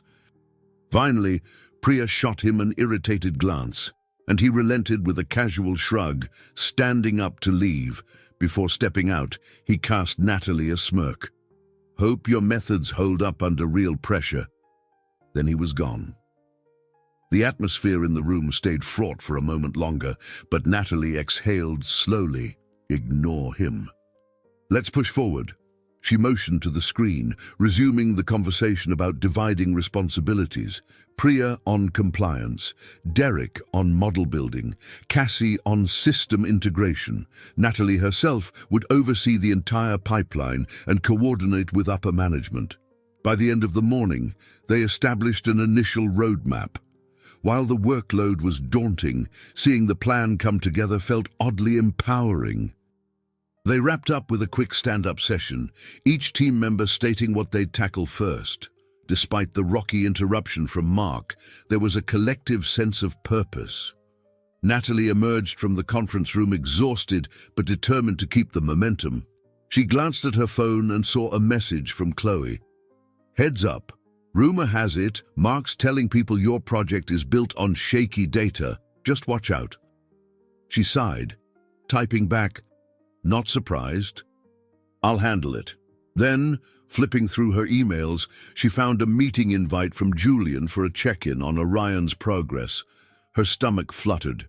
She was both excited and anxious to present her progress, especially given Mark's attempts to sow doubt. The next day, she arrived at Julian's office a few minutes early. Mrs. Peterson welcomed her with a polite smile, ushering her in. Julian looked up from his laptop, wearing a crisp shirt but no tie. His features softened when he saw her. How's Orion shaping up? He asked, leaning back in his chair. Natalie gave a succinct rundown of their plan, referencing potential bottlenecks in streaming performance. Julian asked pointed follow-up questions, zeroing in on feasibility and data integrity. She answered confidently. This was her domain, after all. He seemed satisfied. Midway through the discussion, she hesitated before adding quietly, Mark's been hovering. He's not officially on this project, but he's trying to undermine our work. Julian's expression cooled. I'm aware. Don't let him distract you. If he crosses a line, document it and notify HR. We can't tolerate sabotage. She nodded, appreciating the support. Thanks, I'll focus on delivering results. That should speak louder than gossip. As she stood to leave, Julian cleared his throat. Natalie, just remember you have my trust. Not everyone in the company sees the bigger picture. Keep doing what you're doing." Her chest warmed. She exited his office, trying to suppress the small glow of pride that threatened to spread across her face. Yet outside in the corridor, she noticed a couple of passing co-workers glance at her with raised eyebrows. The swirl of rumors seemed ever present. Returning to her team, she dived into building a more refined data model. Hours flew by, lines of code and analytic scripts filling her computer screen. With each milestone, she felt that exhilarating hum of progress, the sense of fulfilling her true potential. And though Mark's shadow lingered at the edges, she refused to let his hostility overshadow Orion's promise. Late in the day, as the floor emptied, Natalie glimpsed Mark again, leaning over a water cooler, whispering something to another colleague who shot her a curious look. She clenched her jaw. Pressure from all sides was mounting. Tight deadlines, the fear of failure, Mark's sabotage, but she also sensed a new steeliness within herself. The opportunity to lead Orion meant she finally had a platform to demonstrate her worth. So be it if the stakes were high, she was ready to meet them. Natalie shuffled into the office Thursday morning, head full of deadlines. She was running on too little sleep, having stayed up half the night tweaking a data ingestion module. Her phone buzzed the moment she reached her desk, and she glanced at the screen. Chloe's name flashed. Answering quickly, she stepped aside into a quiet alcove. "You're not going to like this," Chloe said, tone bracing. "A local gossip blog just posted a grainy photo of you and Julian leaving that small restaurant last weekend. The headline reads, 'CEO of Innovatech and his simple girl from the office, romantic or opportunistic?'" Natalie's heart plummeted. What? How did... She realized immediately someone must have recognized Julian or followed them. "Are people in the company talking?" Yes, the blog's called Emerald City Secrets, that tabloid site. They included the phrase, "simple girl from a corporate raffle" in the piece. It's spreading fast on social media. Chloe sighed, audibly annoyed. "I'm sorry, Nat." Natalie pinched the bridge of her nose, dread washing over her. "Thank you for letting me know." She ended the call, dread swirling in her stomach. She logged into her computer, and sure enough, she found a slew of messages, some from co-workers expressing shock or sly amusement, others from random acquaintances she barely remembered. Mark's name glimmered in group chats, rumors swirling that he was gloating about proof that Natalie was using her relationship with the CEO to get ahead. Her eyes stung. Was it all unraveling? Before she could gather her thoughts, she heard a commotion behind her. Turning, she saw Mark strolling in with a triumphant smirk. "Natalie, so the blog is calling you simple girl? That's quite a label," he said, loud enough for a few onlookers to hear. Funny how just a couple of pictures can confirm so many suspicions. Her cheeks burned. She was torn between anger and humiliation. "Shut it, Mark," she replied, voice shaking slightly. "You know nothing about my personal life." He raised his palms mock innocently. "Hey, I'm just reading the news like everyone else. Seems you and Watson are closer than you let on." With that, he strolled off, leaving behind a wave of whispered snickers. Word spread at lightning speed. By lunchtime, the entire office was buzzing about the paparazzi-style photos, the suggestive headlines, and the label "Simple Girl." Some colleagues approached her with sympathy, while others shot her suspicious glances. She heard snide remarks in the hall. "Oh, that's how she got the Orion project," or "can't believe the CEO is falling for that quiet little analyst act." Heart pounding, she ducked into a vacant conference room to compose herself. Chloe texted repeatedly, offering support. Natalie typed back, "I'm okay, just need space." She fought the urge to cry. She was proud of her professional accomplishments. Had she not proven her merit by leading the Orion team? Yet all anyone wanted to see now was a salacious story about a naive, simple girl snaring the billionaire boss. A gentle knock startled her. Julian stood at the threshold, face grim. He slipped into the room, shutting the door behind him. Immediately, she felt a swirl of relief and panic. This was the very scenario that might add more fuel to gossip. Still, she needed to talk to him. "I'm sorry," he said, voice low, scanning her distressed expression. "I only just saw the blog post. I was in a meeting with investors all morning. I had no idea we were photographed." She wrapped her arms around herself, trying to steady her breathing. "It's not your fault, but the office reaction is brutal. People think I manipulated you to get ahead." His jaw tightened. "That's ridiculous. You've earned your spot. Anyone who's seen your work on Orion knows that." She let out a shaky laugh. "Office rumors don't care about actual work. They want a scandal. I'm just the simple girl from the raffle who's apparently hooking up with the CEO." She felt tears threaten, but she forced them down. Stepping closer, Julian's gaze softened. "We can handle this." "I can issue a statement. Won't that just make it worse?" she asked, anguished. "They'll say you're covering for me. It could backfire and make me look more guilty." His eyes flicked away, frustration etched on his features. "It hurts me to see you targeted like this. I've been through media storms before, but you shouldn't have to." Natalie swallowed hard. "I don't want you risking your reputation either." "This is exactly why I was so afraid." She paused, voice trembling. "Maybe we should be more cautious, or even—" She couldn't bring herself to finish the sentence, but Julian understood. He let out a shaky exhale, an echo of her own pain. "We'll figure out the best way to handle it together," he said gently. "For now, focus on Orion. Show everyone you're more than some headline." She nodded, trying to draw courage from his confidence. He gave her arm a reassuring squeeze before leaving. The moment he was gone, the tears she'd held back threatened to surface. She wiped her eyes, determined not to break down. This wasn't a time to crumble under the pressure, especially not with Orion's critical milestones looming. Fortifying herself, she returned to her desk. Her email pinged with a notice about an all-hands meeting the following week, presumably where Orion's progress would be showcased. Perfect timing, she thought wryly. At least she could display her competence in front of everyone, yet the humiliating label "simple girl" clung to her, mocking all her achievements. That evening, alone in her apartment, she set aside her laptop and stared at her telescope.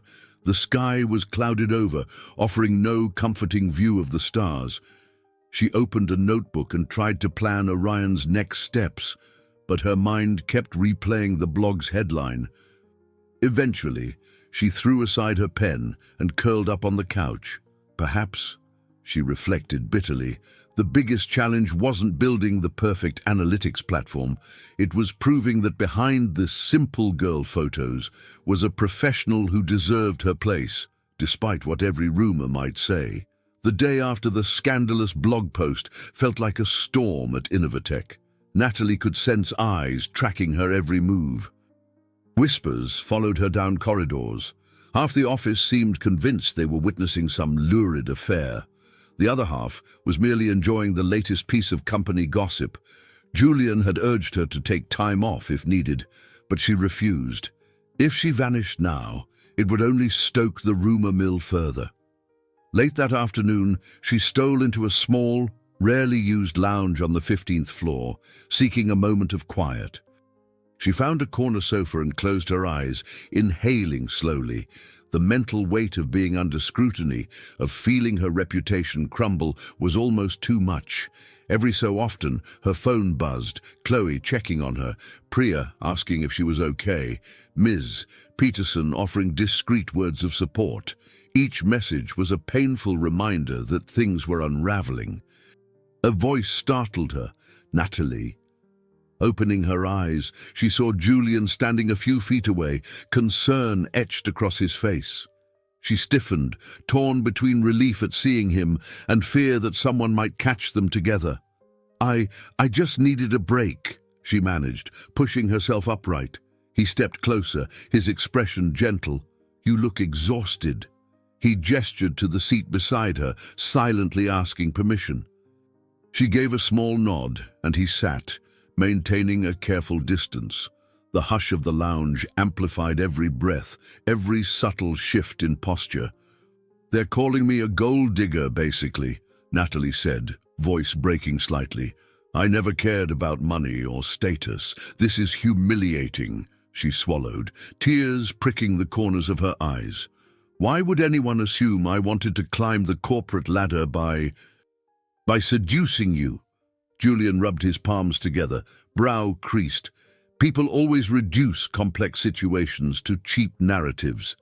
It's easier for them to think you're manipulating me than to accept you have genuine talent." She released a shaky breath, her frustration reaching the surface. "I'm also terrified, Julian. The rumor calls you cynical and claims you won't see that I might be just using you. Or that you only like me because I'm a new conquest. My team is losing faith in me, and Mark is out there fueling everything." "I know," he whispered, his tone pained. "I hate seeing you hurt. If I could shield you from it, I would." He hesitated, then added quietly, "I've dealt with betrayal before. It's hard for me to trust people, but I trust you." Natalie's chest tightened. She recalled hearing rumors that Julian's previous relationship ended badly. His ex had used him for personal gain, apparently humiliating him in the process. Now, they were both struggling with old wounds. Hesitantly, she reached over and placed her hand on his. "You can trust me," she said, voice trembling. "I'm not here to exploit you." His fingers curled around hers, a brief, desperate gesture of connection. "Thank you," he murmured, eyes reflecting his own vulnerability. The moment felt both tender and heartbreaking, two people caught in a crossfire they hadn't planned. A sudden sound from the hallway made them jump apart. Julian stood quickly, smoothing his shirt. "We should be careful," he said, regret lacing his words. "This company can be vicious with gossip. Let's talk later." She nodded, blinking back tears as he disappeared down the corridor. Alone in the lounge, she buried her face in her hands. She felt raw, exposed. The vulnerability they'd just shared was painfully real. Part of her wanted to run far away, but the other part wanted to fight for what they'd found. She couldn't isolate her personal feelings from her professional ambitions. They were woven together in this tangled scenario. Summoning her composure, she returned to the Orion workspace, focusing on data dashboards, code reviews, anything that could distract from the emotional storm. Her teammates noted her quiet demeanor, offering small gestures of support, like Cassie bringing her tea without a word. Priya gently asked if the tabloids were true. Natalie only shook her head, murmuring it was all blown out of proportion. Late that evening, she texted Chloe, "He told me he trusts me, but the rumors are relentless. Don't know how much more I can take." Chloe replied with unwavering encouragement. "Stand your ground. Prove them wrong with your success on Orion." For a brief moment, Natalie felt a swell of determination. Yes, she could do that. She would finalize the pipeline architecture, show tangible progress. Maybe once they unveiled Orion's results, the chatter would quiet. She dived back into her tasks, rewriting segments of code. The hours passed in a blur, her screen the only source of light. Near midnight, she paused for a second, glancing up at the window. City lights glimmered against a moonlit sky. She recalled those nights gazing through her telescope, feeling safe in her solitary world. Now her orbit had expanded, and with it came unpredictable meteors of suspicion and betrayal. Yet she couldn't deny how deeply she cared for Julian. Beyond the corporate veneer, he was a man with fears and hopes that mirrored her own. How could she pretend nothing was happening between them? The more they tried to hide, the more suspicious it looked. Her mind drifted to the memory of his hand clasping hers, the raw emotion in his eyes. She brushed away a tear, forcing herself to press on. Tomorrow would bring more stares, more speculation. But maybe, just maybe, her steely resolve to deliver Orion's success would outweigh the gossip. She clung to that hope, coding deep into the night. One thing was certain. She had reached a profound abyss of vulnerability, and from here she could either crumble or rise stronger than ever. 12 hours before Natalie's big presentation to the Innovatech board, everything unraveled. She sat in the Orion Data Lab, finalizing the slides she planned to show, real-time user analytics, predictive adjustments, early test results from the partial rollout. Excitement simmered despite her personal turmoil. If the board approved, Orion would move into full-scale implementation and all her work would be validated. Then Derek rushed over, face pale. "Natalie, something's off with the database. We're getting corrupted entries." "The system logs show large chunks of data overwritten or scrambled. I can't even run a basic query without errors." She froze, adrenaline spiking. "Show me." They hurried to a workstation where lines of red error messages scrolled. The real-time feed was suddenly meaningless. Priya joined them, scanning through access logs, her eyes widening. "Someone logged in at 2 a.m. and altered the main tables. This is sabotage." A wave of horror washed over Natalie. Mark's name jumped into her mind, but she needed proof. "Check the user credentials," she said, voice shaking. "Trace any suspicious logins." Priya typed feverishly, pulling security logs. "It's cunning. The user ID is masked, but I see some references to Mark's IP address. Either it's him or someone framing him, but we have no definitive proof. We just know the system was tampered with." Cassie ran a quick script to assess the damage. "We're missing half the data from our test environment, and what's left is corrupted. We can't show a functional demo like this." She looked at Natalie, eyes brimming with panic. "What do we do?" Heart pounding, Natalie forced herself to stay calm. "We still have backups, right? The offline snapshots from last night." She racked her brain. She remembered implementing a standard backup system, but the data might not be fully current. Derek nodded quickly. "Yes, but the most recent snapshot might be from 5 or 6 hours ago. We'll lose the real-time progress we made overnight." Natalie clenched her fists, glancing at the clock. The board meeting was less than a day away. Restoring from backup, re-importing data, retesting. It was possible but unbelievably tight. If they failed, the entire demonstration might crumble. She stood tall, voice steady. "Then we pull an all-nighter. We recover everything we can. Chloe might help us find digital footprints that prove sabotage."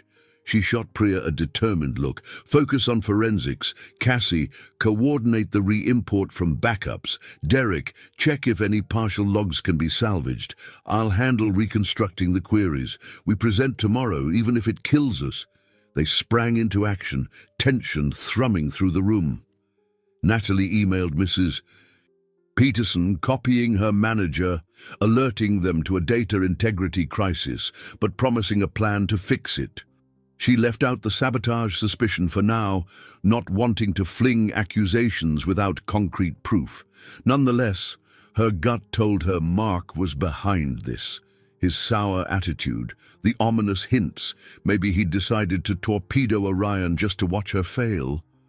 An hour later, Chloe arrived, still in her casual jeans, sliding in with a determined grin. "I came as soon as I got your text. Show me the logs. I might spot patterns that standard security checks miss."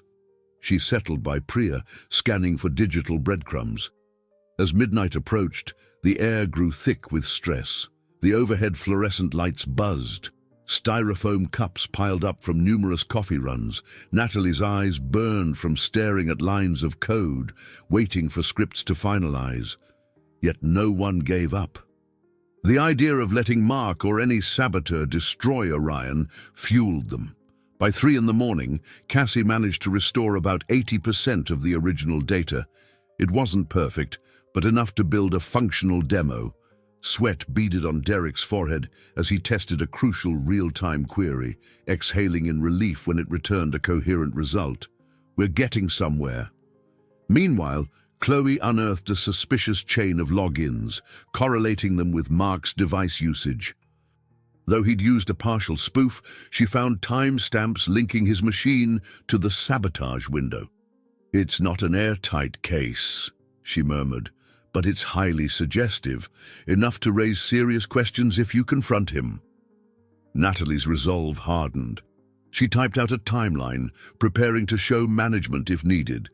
She imagined Mark's smug face, picturing him gloating over her potential downfall.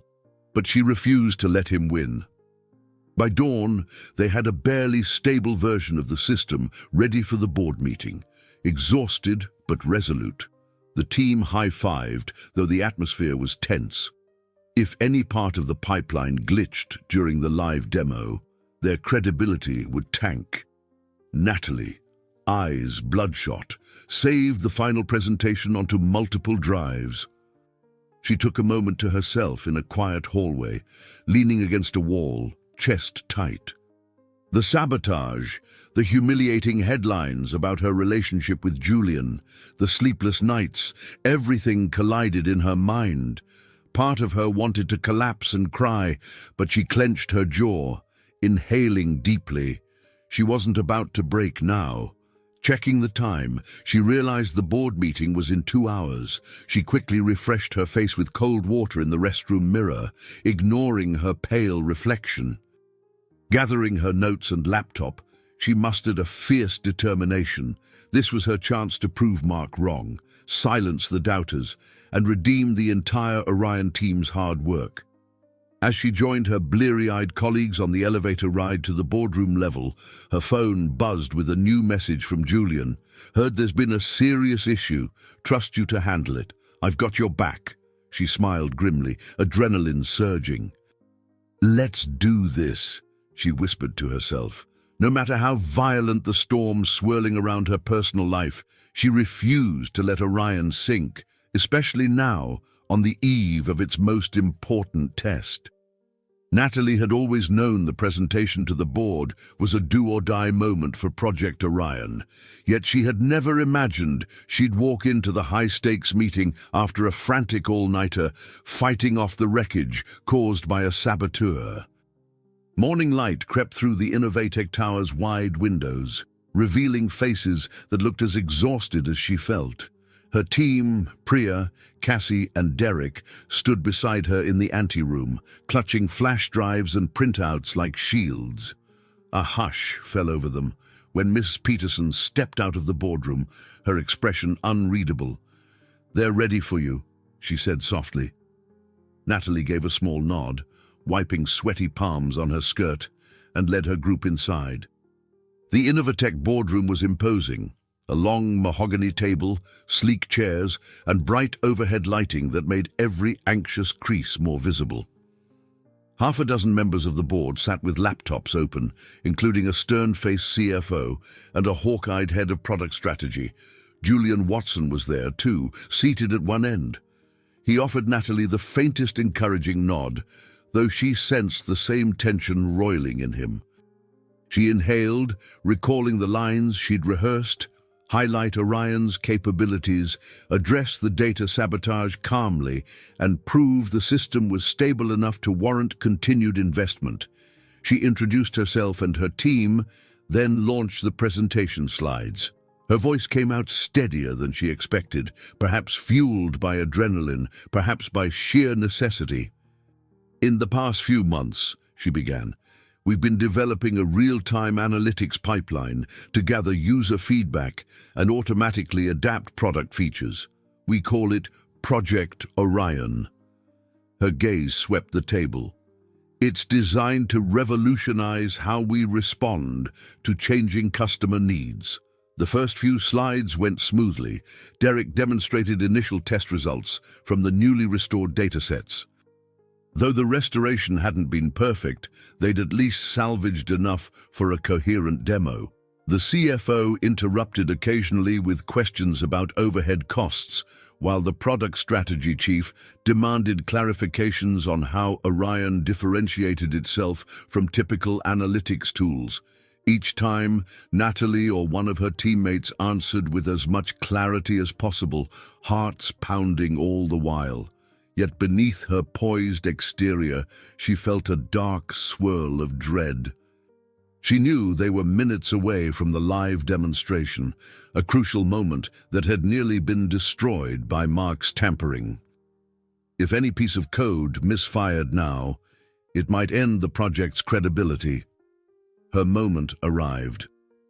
We'll switch to a live environment to show how Orion processes and visualizes user interactions in real time, she said, stepping toward a large display screen.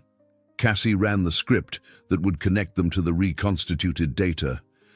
Natalie gripped the edge of the table, watching as lines of dynamic charts began to populate on the screen. For several agonizing seconds, nothing moved. Then, a flurry of data points illuminated the graphs, pulsing in near real time as a simulated set of user events streamed in. A collective hush settled over the board members. Even the CFO leaned forward, intrigued. Natalie's chest loosened a fraction. She gestured with a laser pointer. What you're seeing is a subset of anonymized user behavior. Orion is flagging patterns and adjusting recommended product features on the fly. It learns from user responses in seconds, not days. She advanced the demonstration to show predicted user pathways. The system spat out adaptive suggestions in colored boxes, indicating how the platform would shift features based on user feedback. The CFO asked a rapid-fire question about data accuracy, but Natalie responded with the protocol they used to confirm valid inputs. The head of product strategy wanted to see how quickly Orion integrated new data from a different region.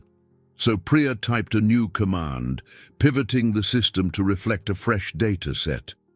The screen flickered, then realigned, displaying new insights with a slight delay but no meltdown. Relief coursed through Natalie. They'd done it. The sabotage hadn't destroyed them.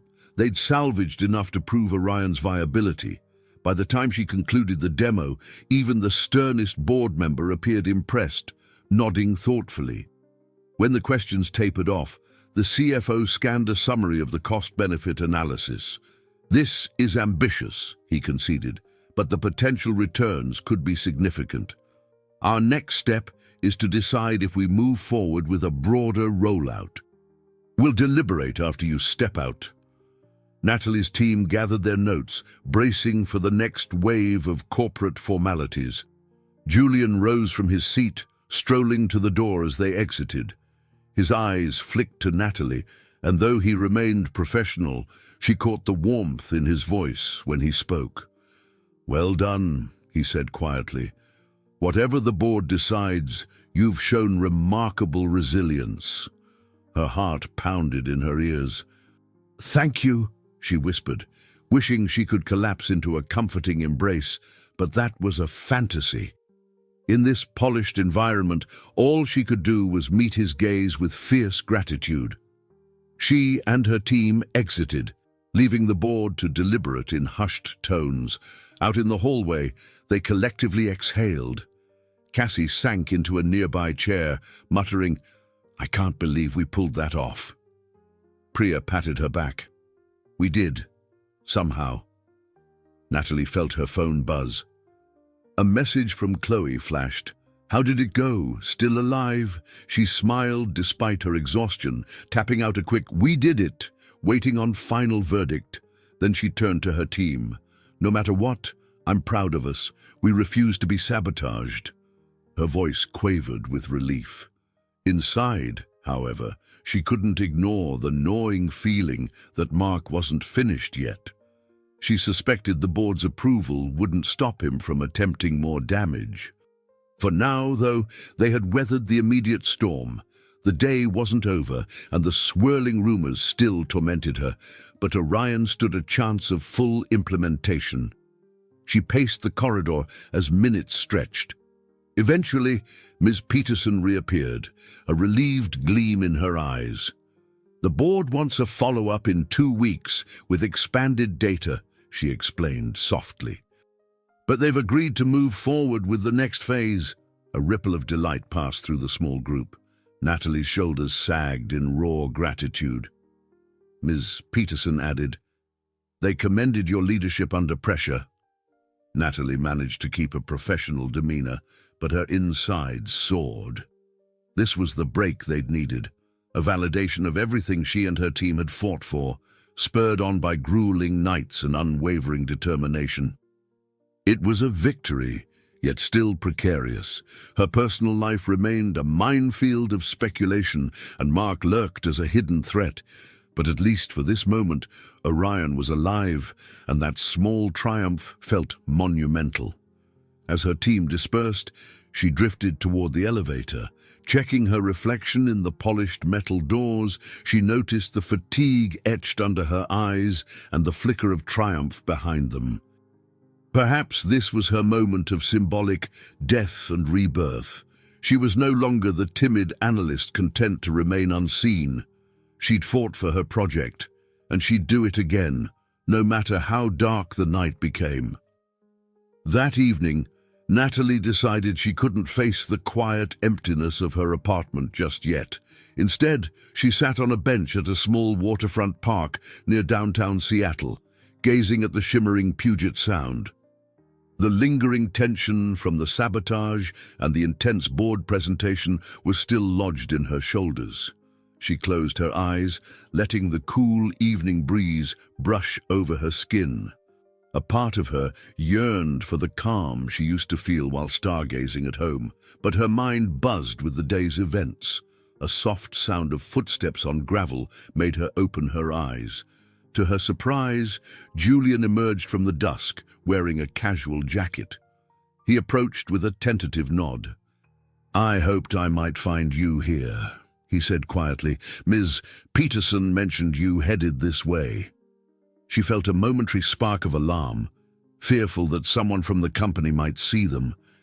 Then again, after everything, maybe she deserved a moment of unguarded connection. "Did you follow me?" she asked, her tone more curious than accusatory. He gave a hint of a smile. "Not exactly, but I remembered you once said you liked to watch the water at sunset." "I took a guess." She shifted, making room on the bench. "I do," she replied. "It's one of the few places I can breathe." When he sat beside her, the tension in her chest loosened just a bit. They sat in a comfortable silence for a moment, listening to the distant hum of traffic and the gentle lapping of waves against the shore. "You did brilliantly today," Julian finally said. "Orion wouldn't have survived without your determination." Natalie stared at the darkening sky. "I couldn't have done it alone. My team pulled an all-nighter, and Chloe helped find evidence of sabotage." She paused, exhaling a shaky breath. "Still, Mark's attempts really shook me. I felt worthless for a moment, exposed." He set a careful hand on her shoulder. "If you ever need resources to protect Orion from internal threats, I'm here. We'll tighten security, investigate further." He looked away momentarily, a flash of guilt crossing his features. "I know our closeness makes you a target for rumors." A pang shot through her. "I don't blame you for that. I hate the gossip, but I hate even more the idea of losing what we've started to build, both Orion and us." She stopped, uncertain if us was the right word. Yet they both knew something beyond mere friendship was unfolding, no matter how the office labeled it. Julian's expression flickered with relief, as though he'd worried she might blame him. "We'll figure it out," he murmured, letting his hand drop from her shoulder. "I won't let Mark's pettiness or any blog define who we are or how we feel, and I won't let them undermine your professionalism." A slight breeze rustled the nearby trees, carrying the faint smell of salt water. Natalie leaned back, exhaustion seeping through her limbs. "Thank you," she whispered. Then she swallowed, shifting toward him. I don't want to hide forever, but right now, I'm not ready for the entire world to weigh in on our personal choices." His gaze softened. "We'll keep a low profile. Let's focus on giving Orion the best chance. Once that's solid, we can decide how to handle this publicly." He frowned. "My fear is that the stress might become too heavy for you." She lowered her eyes. "I won't lie, it's already heavy, but I won't retreat. This is my life, my career. I finally have a chance to show my capabilities, and I also want to keep this connection with you." He exhaled, tension slipping from his shoulders. For the first time since the scandal erupted, he looked almost at ease. "Then we persevere," he said, voice resolute. "We'll set boundaries, keep our professional interactions clean, and build Orion so well that no one can question your competence. Meanwhile, I'll discreetly push HR to investigate the sabotage angle more thoroughly." Natalie nodded, her chest warming with gratitude. She recognized that forging ahead required courage neither of them had fully anticipated. Yet the alternative, shutting down, backing away from each other, letting Mark or the tabloids dictate their narrative, felt worse. She realized a new reservoir of willpower had taken shape inside her, fueled partly by her own ambition and partly by the bond she felt with Julian. They chatted a bit longer about the next steps for Orion, scheduling software updates, finalizing additional security protocols, and eventually presenting to broader teams within the company. The conversation felt half business, half intimate, a strange hybrid that she was slowly accepting as normal. At last, the sky had grown fully dark, stars pricking through the city's glow. Natalie remembered the many nights she'd spent alone by her telescope, yearning for a purpose. Now, she had one. Multiple ones, really. And though her path was riddled with obstacles, she felt anchored by that sense of direction. She snuck a glance at Julian's profile, illuminated faintly by a street lamp, and marveled at how unexpected life could be. "Thank you for coming," she said as they rose to leave. "I needed that boost tonight." He hesitated, then gently squeezed her hand, a fleeting gesture. "Any time," he replied, voice thick with unspoken affection. "Stay safe, and keep me updated if anything else suspicious happens at the office." She let go of his hand, reminded once more of how precarious their situation was. If anyone saw them here, half hidden under city lights, the rumor mill would spin into overdrive. But as she walked back to her car, she realized she no longer felt trapped by fear, only energized to fight for what she cared about. She had found the will to persevere in Orion and in her fragile, tangled relationship with Julian. Whatever challenges lay ahead, she was no longer the invisible analyst, content to watch from the sidelines. She would move forward, step by determined step. A week later, Innovatech's annual mid-year gathering, a massive event typically held in the building's glass-walled conference hall, arrived with an undercurrent of tension. High-profile investors, department leads, and top executives milled about, sipping coffee and nibbling on catered pastries. The program included product showcases, executive speeches, and a live Q&A session. People murmured that Project Orion would be highlighted as the next big leap in real-time analytics. Natalie stood off to the side, scanning the mingling crowd. This gathering felt like a boiling pot of corporate alliances, discreet rivalries, and public performances. She spotted Mark near the front, sporting a smug grin as he chatted with a few mid-level managers. Though the sabotage investigation was ongoing, no official charges had been announced, so he still walked freely. Her stomach twisted at the sight, but she forced herself to remain calm. After a series of speeches, Ms. Peterson took the podium. "Now, it's my pleasure to invite Natalie Price and her team to the stage to share an update on Project Orion." A flurry of whispers coursed through the audience. The rumor-laden blog articles still lingered in people's minds. Natalie inhaled sharply, exchanging a supportive glance with Priya and Derek before stepping onto the makeshift stage.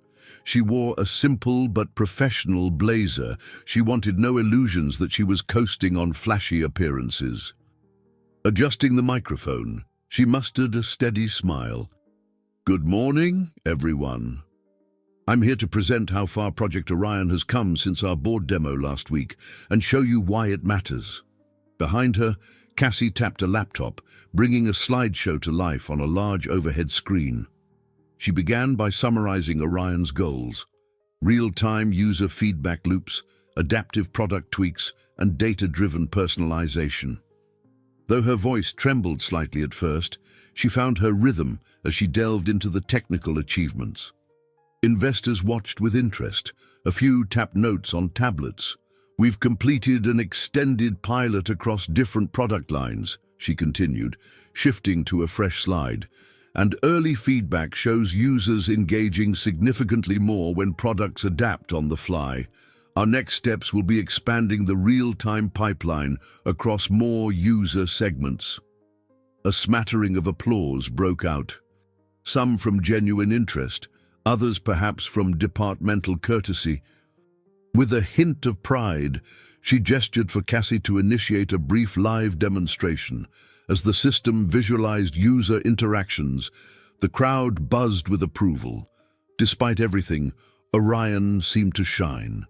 Then came the Q&A. A finance manager asked about overhead costs, which Priya calmly addressed. A product lead questioned data privacy, to which Derek explained their compliance checks.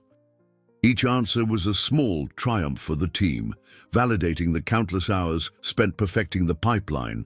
But near the end, a gaunt man in the back, an investor, judging by his VIP badge, raised his hand.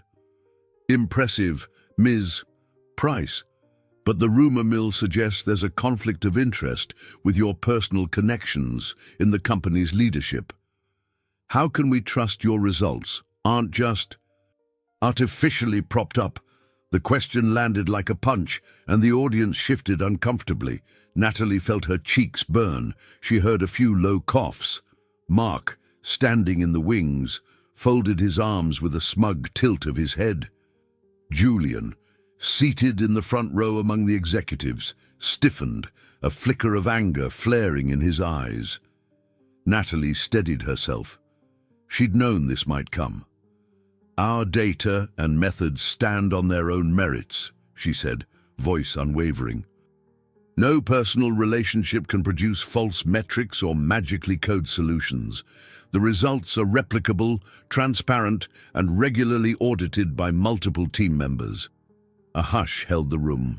The investor looked like he might press further. But Ms. Peterson stepped in, reminding everyone that the Q&A should stick to product details. He withdrew, though the tension lingered.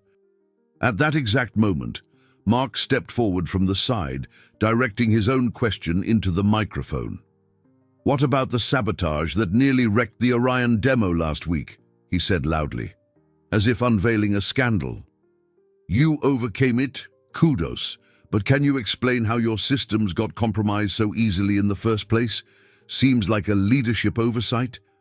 Gasps fluttered through the crowd. Natalie's pulse pounded. This was an outright attempt to embarrass her in front of the entire company. She inhaled, forcing composure. "We encountered unauthorized alterations," she stated, carefully choosing her words. "We have reason to believe it was deliberate sabotage. However, thanks to backups and a swift response, we recovered. We're tightening security measures to ensure it doesn't happen again. My oversight was trusting that all staff would respect company projects, but I stand by Orion's integrity." Mark's eyes glinted, satisfied by the drama he'd sparked. But then Julian rose from his seat, commanding attention with a subtle wave of his hand.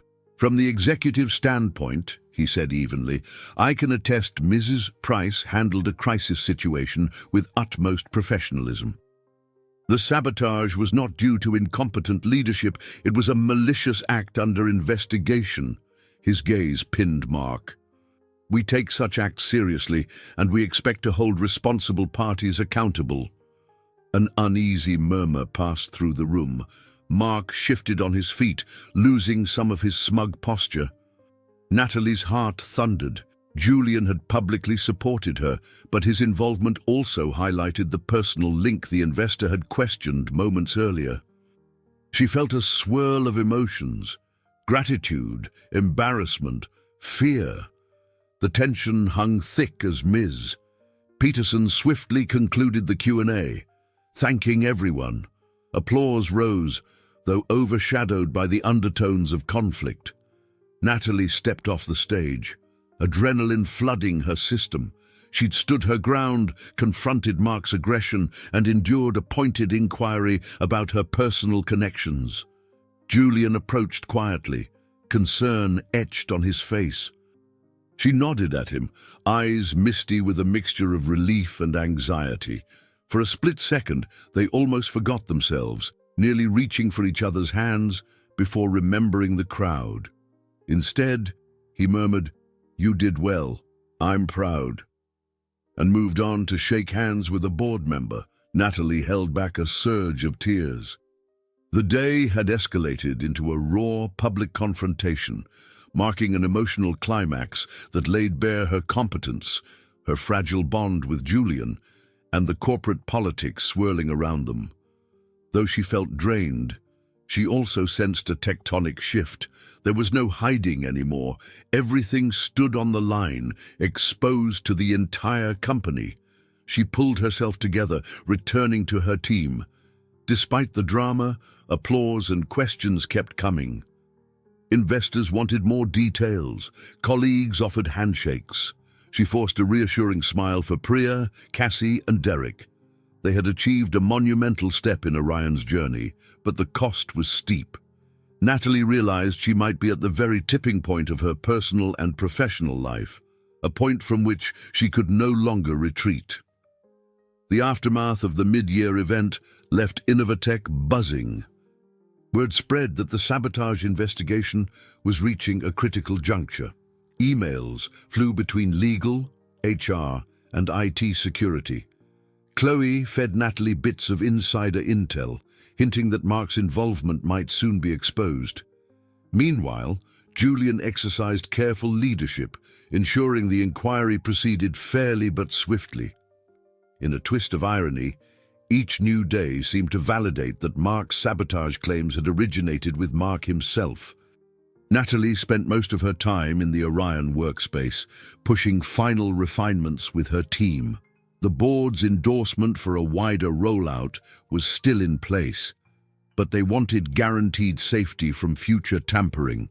Every system update felt like walking a tightrope, mindful that any vulnerability could be exploited again.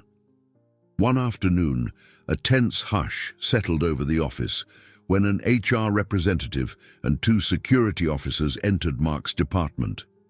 Natalie only heard rumors that they escorted him out after presenting him with evidence, logs of altered data, suspicious email communications, and partial footprints linking his IP to sabotage attempts. No public scene erupted, but the shockwaves reverberated through the building. Mark was gone. That same day, Chloe found Natalie in a hallway corner, brandishing a sly grin. "You okay? Seems your biggest obstacle is, well, neutralized." HR must have built a strong case. Natalie took a moment to respond, absorbing the news. "Part of me is relieved, but I'm also angry he got this far, caused so much damage, and tried to ruin our reputations." Chloe nodded. "He'll face legal consequences, and hopefully that discourages future stunts. Your name is cleared. Nobody can claim you're riding some favoritism wave. You proved yourself under brutal circumstances." Despite the wave of relief, Natalie couldn't fully shake her remaining fears. The rumor mill had quieted somewhat, but plenty of employees still whispered about her influence over the CEO. The humiliating simple girl label occasionally popped up in joking references, She'd grown a thicker skin, though, after all, Orion was forging ahead, and Mark, her chief saboteur, was no longer an active threat. At week's end, Julian called a meeting in the same boardroom where she'd presented the salvage operation. This time it wasn't the board, but a gathering of department leads, including Natalie's manager, the CFO, and a few product directors. Miss Peterson greeted everyone warmly, then turned it over to Julian, who stood at the head of the long table, exuding composed authority. "I've convened this session," Julian began, "to acknowledge the resolution of the sabotage case. We've removed the individual responsible from the company." His voice was firm yet calm. "I'm grateful for everyone who assisted in the investigation. Now we can refocus on Innovatech's mission, including Project Orion." A faint ripple of approval spread among the attendees. He gestured toward Natalie. "Ms. Price has been pivotal in seeing Orion through adversity. The data pipeline is now stable, and we plan to roll it out to a larger user base next quarter. Her leadership is commendable." Heat crept into Natalie's cheeks. She glanced around, noticing more than one department head nodding in agreement. The CFO cleared his throat. "I'll say, Ms. Price, your dedication salvaged what could have been a catastrophic sabotage. From a financial standpoint, you saved us a lot of headaches." Her manager shot her a proud grin, as if belatedly realizing what a gem he had in his department. Julian wrapped up with a final note. "Let's move forward with transparency and collaboration. If anyone has questions about Orion or the security measures, speak with Ms. Price or my office." After the meeting ended, people drifted into small groups, talking amiably. For the first time in weeks, Natalie felt no undercurrent of suspicion aimed her way. Even the CFO clapped her on the shoulder, praising her crisis management. It was the acceptance she'd once thought impossible to achieve. As she gathered her notebook, Julian caught her eye and inclined his head toward a quiet corner. She followed, pulse fluttering. They stood by a window overlooking the city, the skyscrapers and busy streets stretching into the horizon. "You've come a long way," he said softly, arms folded. "Not too long ago, you were an overlooked analyst. Now half the leadership is applauding your name." A bittersweet smile tugged at her lips. "It's surreal. I always wanted recognition, but not like this, through scandals and sabotage. Still, I'm grateful." Julian's gaze flicked to her notebook. "Thank you for never giving up on Orion, or on yourself." She drew a careful breath. "Thank you for trusting me, even when the rumor mill was spinning out of control." He hesitated, clearly weighing his next words. "Now that Mark is gone and the project is stable, maybe we can have a more open conversation about us. I'm not saying we announce anything publicly, but perhaps we can stop pretending to be strangers." Her heart thumped. After everything, the idea of stepping into the light with their relationship felt at once exhilarating and terrifying. "I'd like that," she said at length, "but let's do it step by step. Orion still needs a steady rollout. Let's not overshadow it with gossip if we can avoid it." Julian nodded, respect filling his gaze. "Agreed, one step at a time." She smiled, relief washing over her. This felt like the resolution of the main conflict that had overshadowed their connection and her professional standing. Mark was out of the picture. Orion was embraced by the leadership team.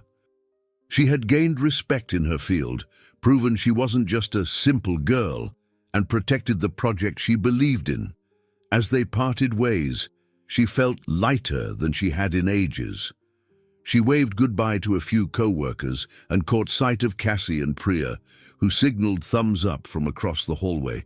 She returned the gesture, heart warmed by the camaraderie that had blossomed through adversity.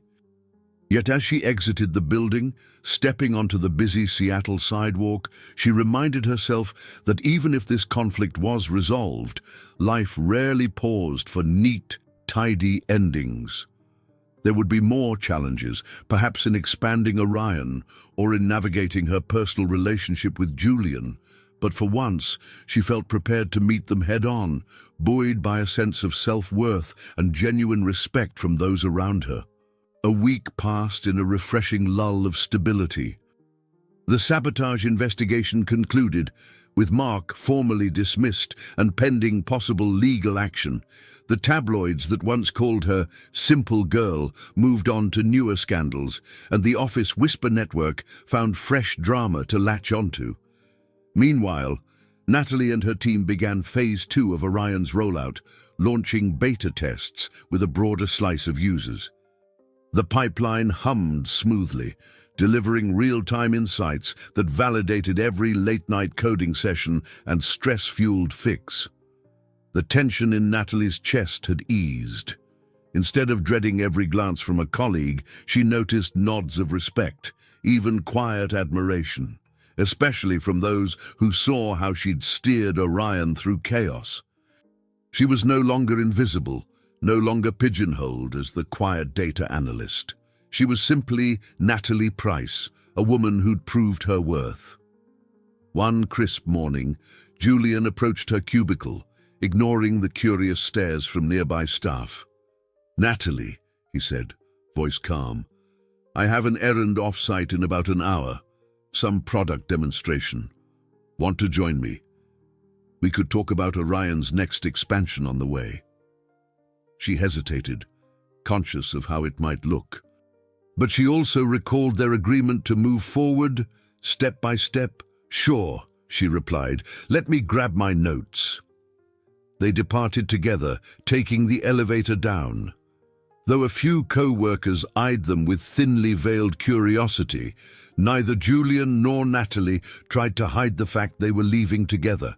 Down at the parking garage, he led her to a sleek Innovatech company car, holding the passenger door open. She slid in, nerves buzzing. Was she truly ready to be seen alongside him so openly?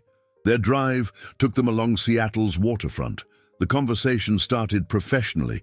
Future enhancements to Orion's predictive models, potential synergy with upcoming Innovatech devices, the timeline for a full public launch.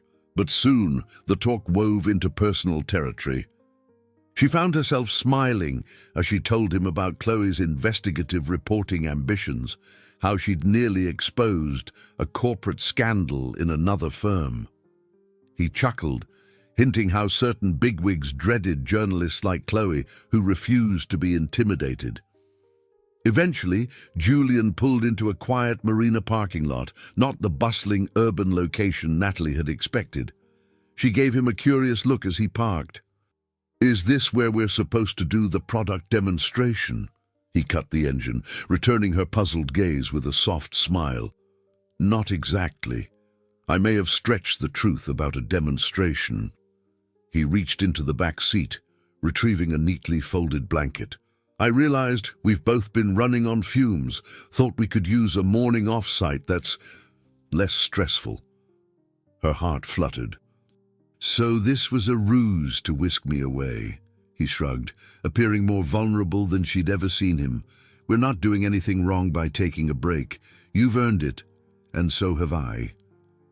She couldn't argue with that. The marina was quiet, boats rocking gently, a few seagulls squawking overhead. They exited the car, and Julian led her along a wooden dock to a patch of grassy shoreline. He spread the blanket on the ground. Morning sunshine filtered through a light haze, painting the water with dappled gold. They sat side by side, tension melting with each breath of sea air. Natalie felt the wind ruffle her hair and inhaled the briny scent.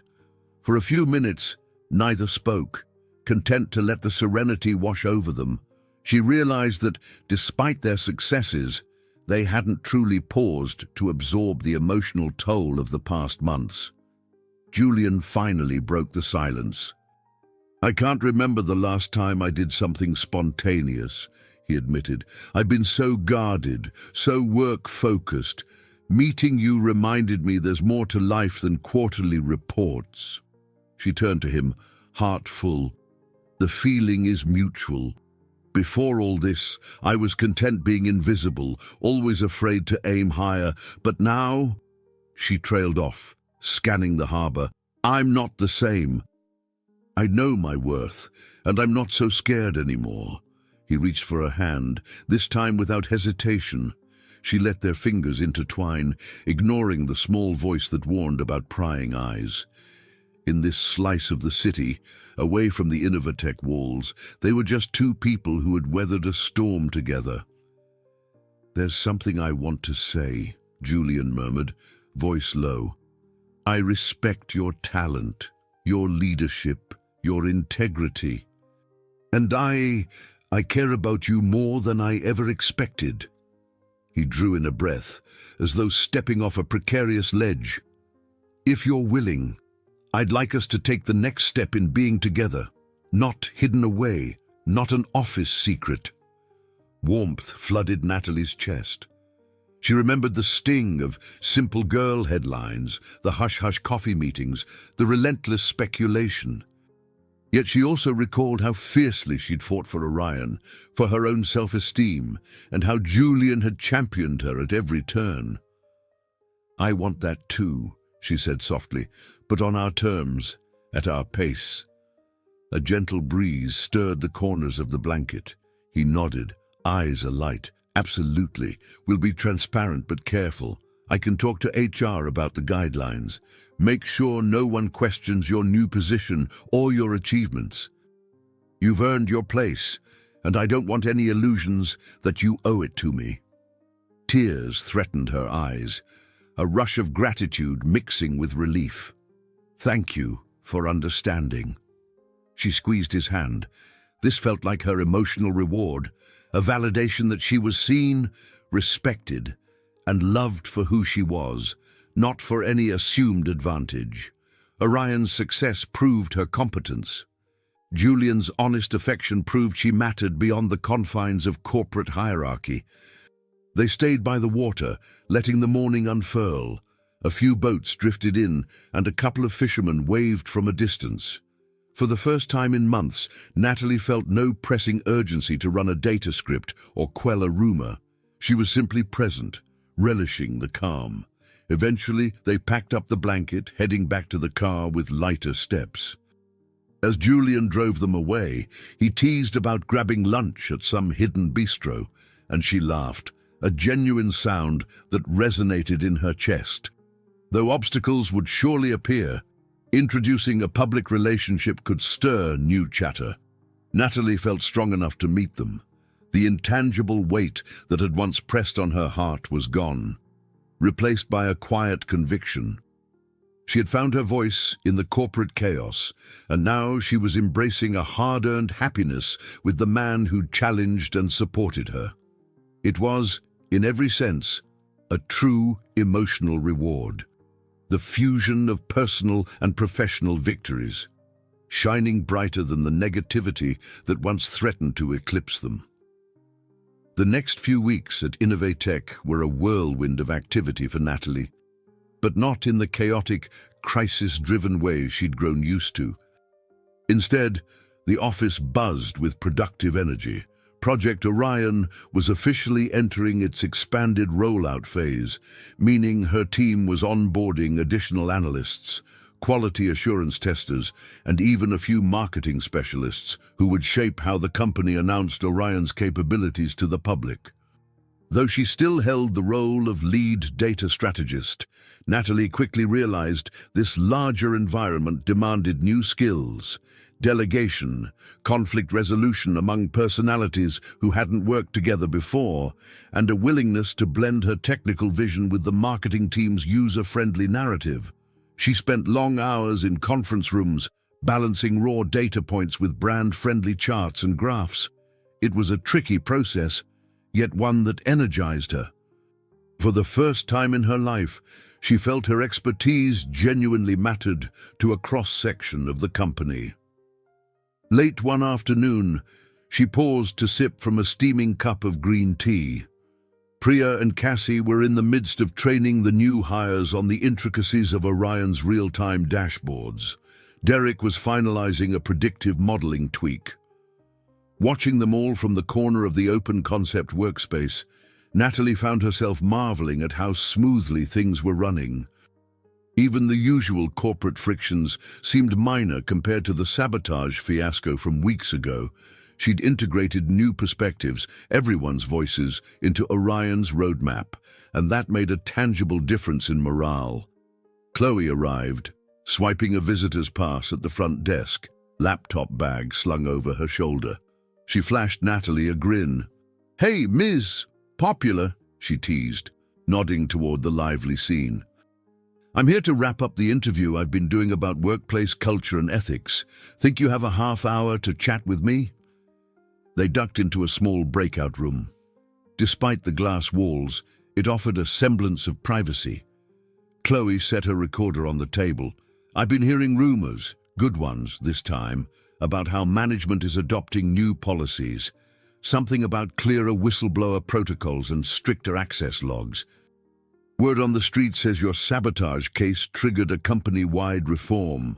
Natalie smiled. "Yeah, Julian's been championing it. The idea is to make sure no one can cover their tracks like Mark tried to. It's not just about prevention. It's about empowering people to speak up if they notice wrongdoing. We're also doing more robust backups and daily snapshots so we never lose data again." Chloe's eyes gleamed. "Love it." That's exactly what this piece is about, how a negative event can spark necessary change. She jotted a few notes, then fixed Natalie with a curious look. "Off the record, how are things with Julian? I notice you're not hiding in shadows anymore." A soft flush colored Natalie's cheeks. Though she'd never been one to gush about personal relationships, she knew Chloe was asking sincerely. "We're good. We decided to be transparent, step by step. Not exactly broadcasting it to the whole staff, but we're not sneaking around either. People see us leave sometimes or have coffee together. We're being professional about it at work, though. HR gave us guidelines, and we're following them." "And you're happy?" Chloe pressed gently. Natalie's smile grew. "I am. It's still a bit surreal, balancing my role on Orion and being with the CEO. But we respect each other's boundaries. Julian's been careful not to overshadow my contributions, and I'm letting myself enjoy being cared for, letting go of that old fear that I'd be judged incompetent." Chloe clicked off the recorder, tucking it away. "I'm proud of you," she said softly. "You've found your voice. Whether it's in relationships or leading a major project, you're standing firm in who you are. That's huge."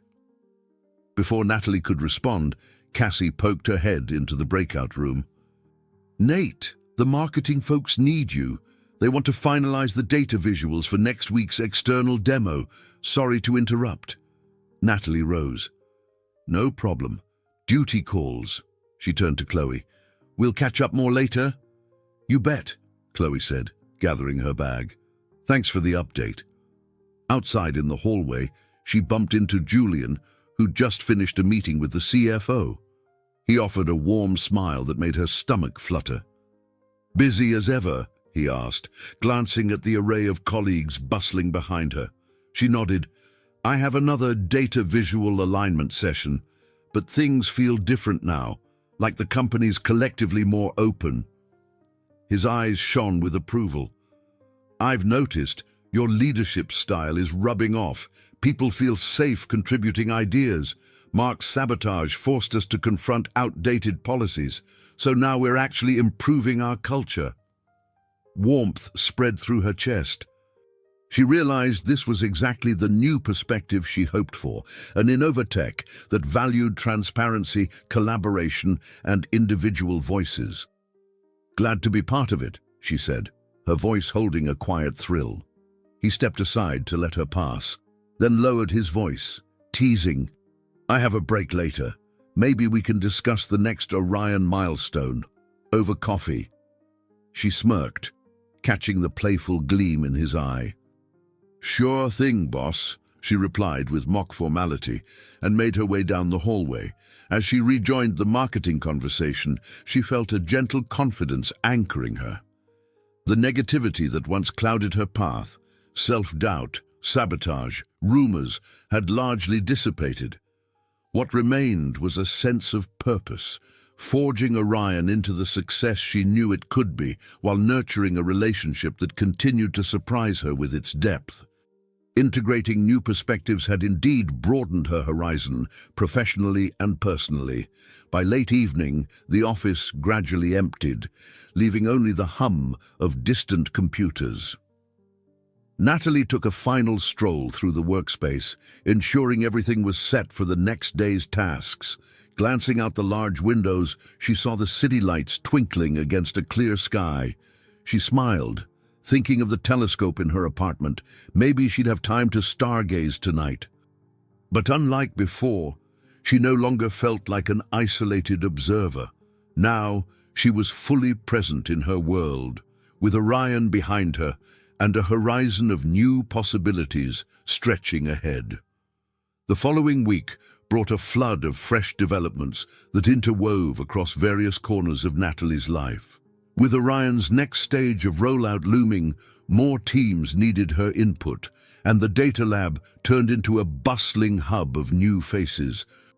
Side by side with her main tasks, she found herself helping Chloe add a final chapter to the journalist's investigative piece on corporate ethics, an article that had quietly started months prior. One afternoon, Chloe managed to corner Natalie near the Innovatech cafeteria. "So," she said, pushing a small spiral notebook across the table, "I spoke to a few other employees who were close to Mark, people who might have known about the sabotage. They confirmed he'd been resentful ever since you got chosen for that dinner raffle. My piece will have an entire section on how jealousy and internal competition can escalate if companies ignore it."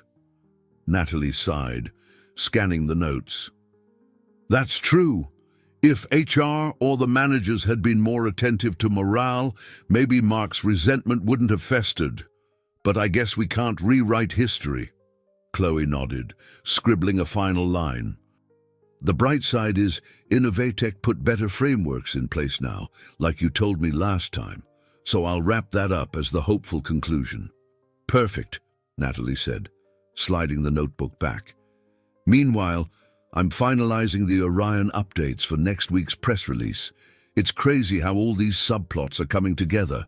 Your article, Orion's success, the changes in corporate policy." Chloe grinned.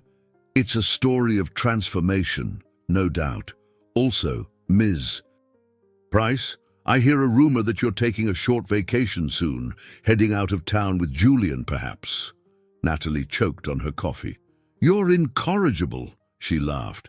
"We might do a weekend trip to a dark sky park for some stargazing, but that's still up in the air. We have so much going on." "I call that progress," Chloe teased, wiggling her eyebrows. "You used to bury your head in spreadsheets 24/7. Now you're balancing work with personal joy." "It's good to see." They parted ways, each returning to their projects. Over the next few days, Natalie felt the swirling subplots of her life subtly converge. Chloe's article neared completion, showcasing Natalie's journey from overlooked analyst to key figure in exposing corporate sabotage. Julian and the HR team hammered out guidelines for relationships within the company, clarifying any appearance of nepotism or favoritism. Though the steps were small, it was a shift toward open yet professional acknowledgement of their bond. Priya, Cassie, and Derek displayed growing confidence in Orion's new features, training yet another wave of recruits. The positivity in the data lab was a far cry from the days of sabotage dread. One evening, Natalie received a text from Ms. Peterson. "The CFO wants a short demonstration at next Monday's investor call. Be prepared to show Orion's expanded data coverage." Excitement and nerves mingled within her. Another high-profile event, but with far fewer potential landmines than before, she hoped. She worked late alongside her team, ensuring the updated pipeline could handle the stress test. When they finally wrapped up, Derek high-fived Cassie and Priya shut down her terminal, grinning. "You realize," Priya said, "we're turning into a star department. People used to laugh at the analytics group for being just data geeks. Now everyone wants in." Natalie's heart swelled with pride. "That's because we proved data isn't just numbers. It's strategy, insight, a living thing that guides decisions." She glanced at the clock, noticing how time had flown. "Let's call it a night. We'll do a final run-through tomorrow." As they exited the building, she spotted Julian in the lobby, his phone in hand. The moment he saw her, he pocketed the device and approached. In clear view of a few lingering employees, he reached out, lightly brushing his fingers against hers. A casual display that left her both exhilarated and cautious. No one gawked or whispered, though it seemed the employees who remained took it in stride. Maybe the gossip had finally dwindled. "Long day?" he asked, falling into step beside her. She nodded, but productive. Chloe's finishing her article. The team's thriving. The CFO wants more demos. She exhaled, a small laugh escaping. So many separate threads, but they're all tying together. "I can see it," Julian said, stepping out into the mild evening air with her. "I've never seen the company so aligned around a project, and I hear the changes in corporate policy are garnering positive internal feedback too. People feel safer, more open to reporting issues." They paused at the curb, waiting for the traffic light. Natalie took a moment to watch the cars pass, headlights streaking in the dusk. "It feels like everything is reaching a resolution, not just for Orion, but for the environment here." She glanced sideways at him. "Sometimes I still have to pinch myself to believe it's real." He gave a low chuckle, almost wistful. "I know the feeling. Every day I remind myself how differently things could have gone if you hadn't won that raffle. If you hadn't pushed through your fears, if we hadn't confronted the sabotage head-on." The light changed, and they crossed together. Her mind flicked back to the earliest days, when she was just a quiet, uncertain analyst who never dreamed of having dinner with the CEO. Now she was stepping into a leadership spotlight, steering Orion and forging a deeper relationship that transcended corporate roles. As they walked, she realized just how many loose ends were being tied up in her life. Mark's sabotage had ended in his dismissal. Chloe's article was about to go live. Innovatech was implementing genuine changes, and her relationship with Julian had evolved from fearful secrecy to a cautious, supportive partnership. She could sense a completion of an arc, a natural culmination of all the smaller stories that once weighed on her. She felt surprisingly light, like she finally had room to dream bigger.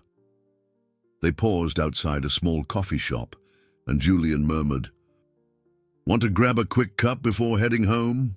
Natalie smiled, a quiet warmth unfurling in her chest. "Sure," she said. "Let's celebrate tying all those loose threads." He opened the door, and she stepped inside, thinking how every step felt like moving forward, together. In that simple, shared moment, the subplots of her work, her friendships, her blossoming romance, and her personal growth all converged, weaving an intricate tapestry she'd never dared imagine before. Monday morning arrived, and with it the high-stakes investor call. Natalie paced in a small private conference room, reviewing the slides she intended to share via video conference. Despite the relative calm at Innovatech in recent weeks, she felt the old flutter of nerves. This was a major demonstration, after all, a chance to prove Orion's updates could sway key investors to funnel even more resources into the project. Chloe was perched on a chair in the corner, finishing a phone interview about her soon-to-be-published ethics piece. She gave Natalie a thumbs up. "Stop pacing," she teased. "You've got this. I'll keep quiet so I don't disrupt your meeting."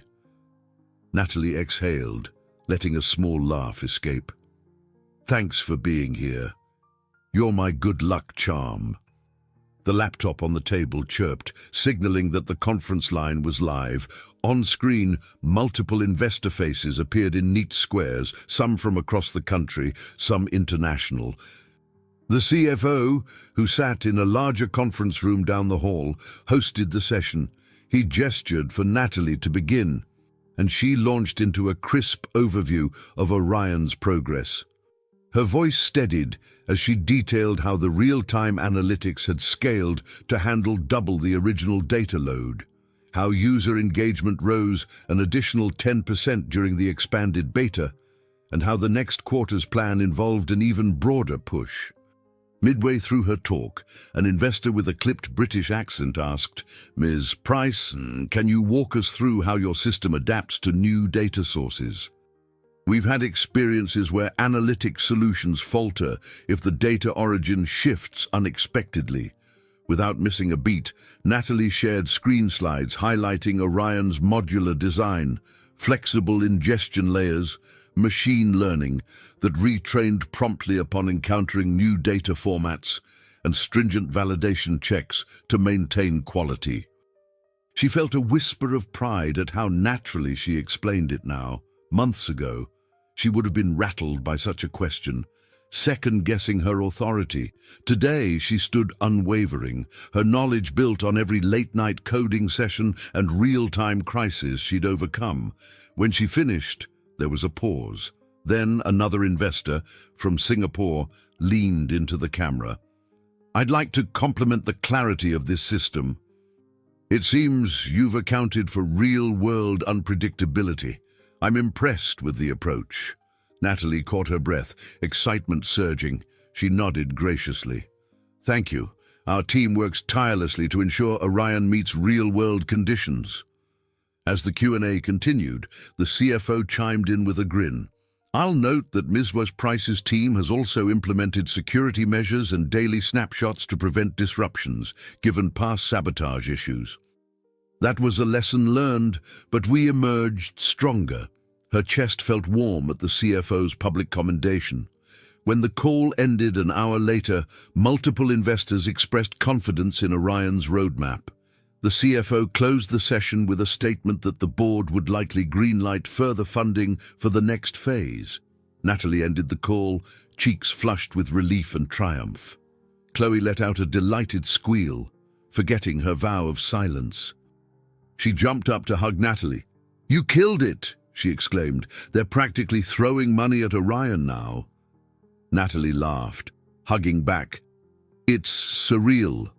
This time last year, I was invisible in a cubicle, too afraid to speak in staff meetings. Now I'm leading calls with global investors." Chloe released her, giving a mock sniffle. "I'm so proud. You've fully transformed, like a caterpillar to a data-driven butterfly." Maybe I'll add a bonus paragraph to my article, "The Metamorphosis of Natalie Price." Before Natalie could respond, a knock sounded on the door. Julian peeked his head in. "I got the CFO's message. Sounds like the investors were thrilled." She grinned, adjusting her posture to something more professional in front of Chloe. "Yes, it went even better than expected." "That's wonderful," Julian replied, stepping into the room. His voice was steady, but she saw genuine pride shining in his eyes. "So, the final test to confirm your transformation, public investor scrutiny, has been passed with flying colors." Chloe tapped her notebook. "I was here as a witness. Natalie was unstoppable, and now I've got a quote for my follow-up piece," she joked, winking. They all shared a laugh. The tension of the meeting faded into a joyous energy. Julian had to leave for another executive briefing, but not before offering Natalie a murmured, "Well done," and a subtle brush of his hand against hers. Chloe smirked, capturing the moment in her mental reporter's file, though she said nothing. Alone again, Natalie gazed at the blank screen where moments ago the entire world of stakeholders had watched her. Her heart pounded with a potent mixture of relief and fulfillment. This meeting had been the capstone on her personal and professional growth, what she called the final test, verifying she could stand confidently before an international audience. She didn't need Mark's sabotage or a dramatic confrontation to prove her worth now. She had crossed that bridge, confronted each challenge, and emerged as a recognized leader. The words, "simple girl," no longer haunted her. They'd been replaced by the firm conviction that she was Natalie Price, the driving force behind a revolutionary data project. Gathering her notes, she stepped out into the hallway, where the hum of Innovatech's daily operations continued. People bustled back and forth, none giving her suspicious looks or whispered judgments anymore. It was a new normal, an office environment that respected her. And though she felt a small twinge of fatigue from all the late nights, she realized she had more energy than ever, fueled by a sense of purpose. Later, she found a moment to text her team, "Investor call was a success. Thank you all. Your work made this happen." The flurry of celebratory replies that followed brought a smile to her face. This was their collective victory. She wasn't alone in the spotlight. She was part of a proud, supportive crew. Tucking her phone away, she took a steadying breath. The final test of transformation might be over, but her journey continued. Still, if she looked back at her timid self from months before, that version of Natalie would hardly recognize who she was now. And that thought filled her with awe and gratitude. In the wake of the investor triumph, Natalie discovered a welcome yet unfamiliar feeling. People throughout Innovatech approached her not with suspicion, but with eagerness to learn.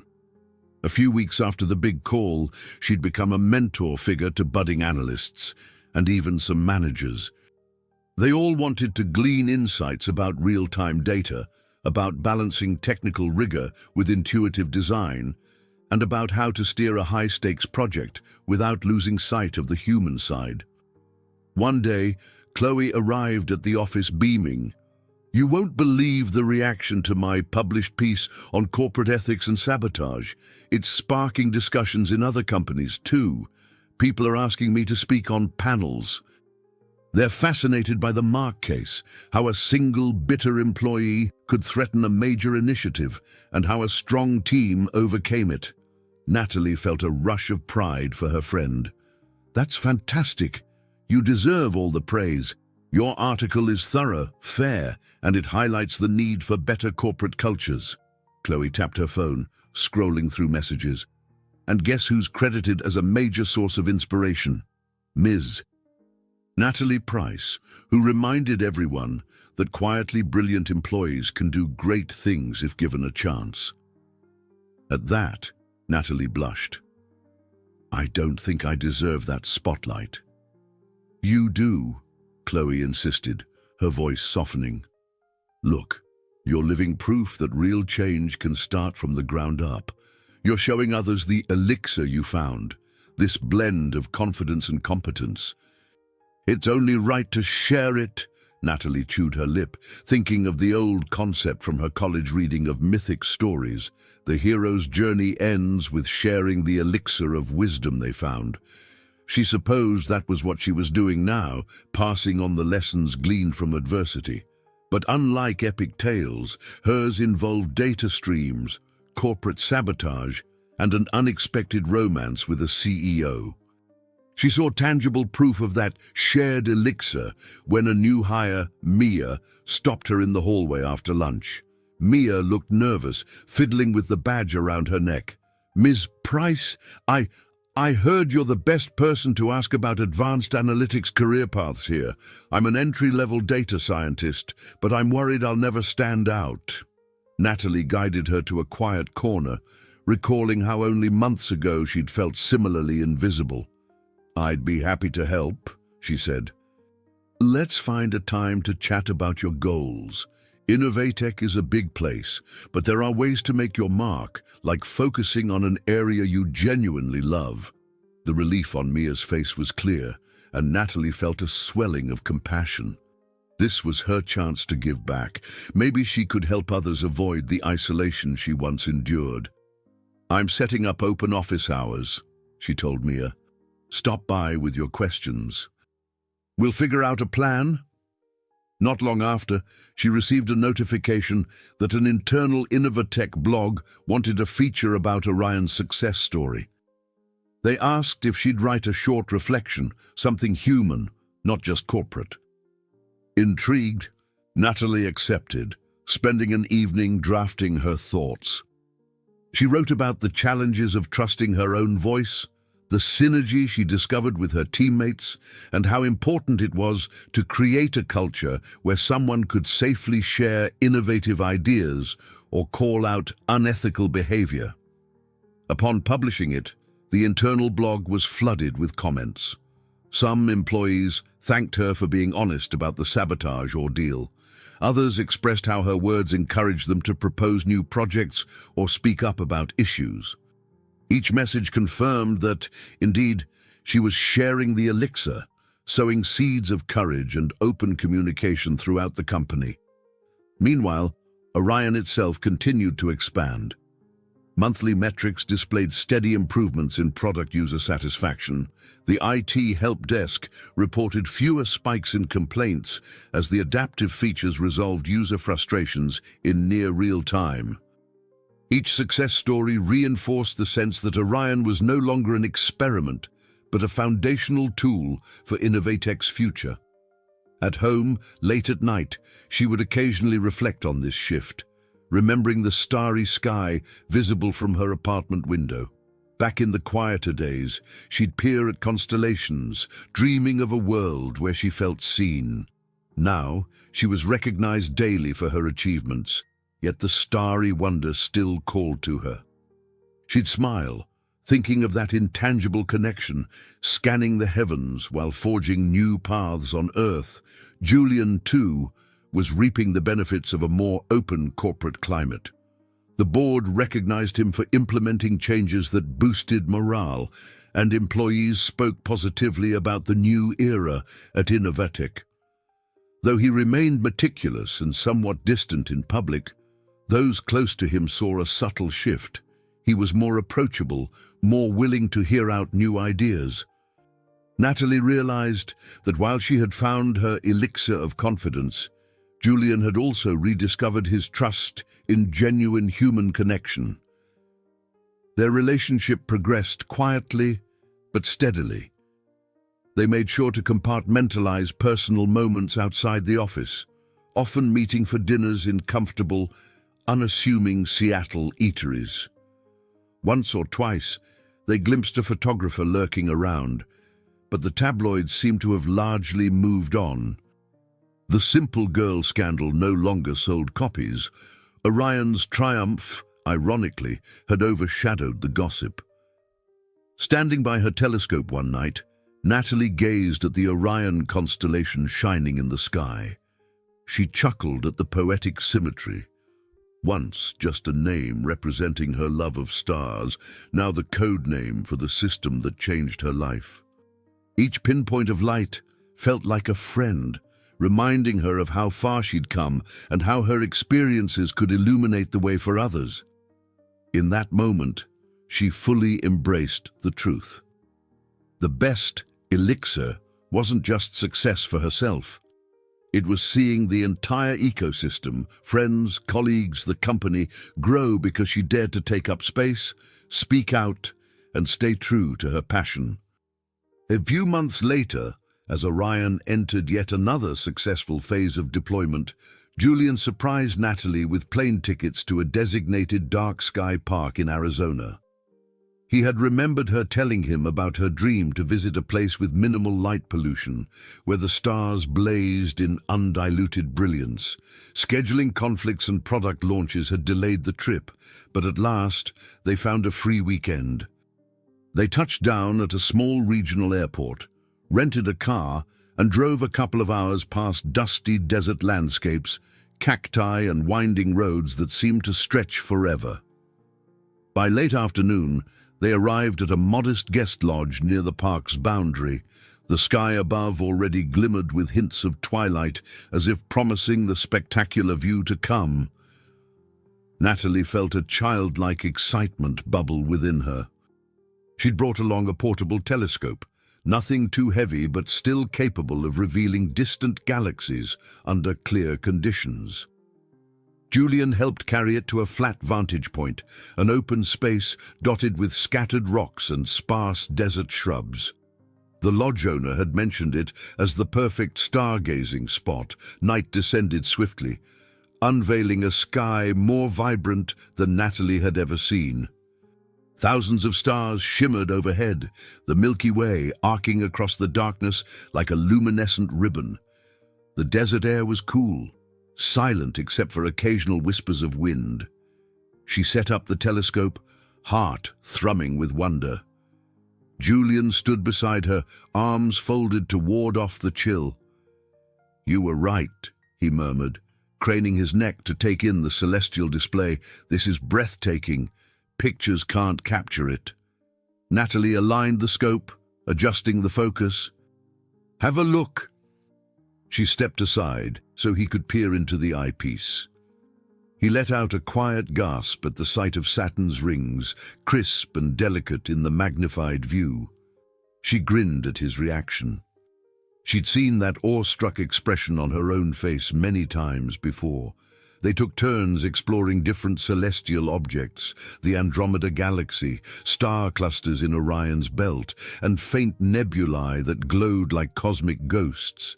Each new discovery sparked a fresh wave of excitement. Though she was no stranger to stargazing, doing it here with Julian in this pristine darkness felt transcendent. Eventually, they settled on a pair of folding chairs, letting the telescope rest. Julian reached into a small bag and pulled out thermoses of hot tea. He handed one to Natalie, and they sipped in companionable silence, eyes lifted to the infinite. The hush of the desert night wrapped around them like a gentle embrace. It was a far cry from the corporate halls of Innovatech, yet they carried the memory of that place within them, especially how it had forged an unbreakable bond between them. "You know," she said softly, her breath visible in the cool air. "We used to codename parts of Orion after constellations, but we never used Andromeda or Cassiopeia. Now, seeing them out here, I realize we should have." Julian chuckled, turning to study her face in the starlight. "You could rename the next modules if you want. You're the visionary behind it, after all." She shook her head gently. "We're a team. Everyone contributed. I wouldn't be here if it weren't for each person. Priya, Cassie, Derek, Chloe, Ms., Peterson, even the CFO who gave us a chance. Not to mention you. You believed in me." He slipped an arm around her, cautious yet warm. "You proved yourself. I just gave you a nudge." She leaned against his shoulder, smiling at the memory of how drastically her life changed since that fateful raffle announcement. "I guess this is our full circle moment. Orion is thriving. We've moved past the sabotage scandal. Mark is out of the picture, and the company culture is improving. It's not perfect, but we've come so far." Julian nodded. "So have we, personally." She tilted her head to look at him, admiration filling her gaze. "Yes, we have."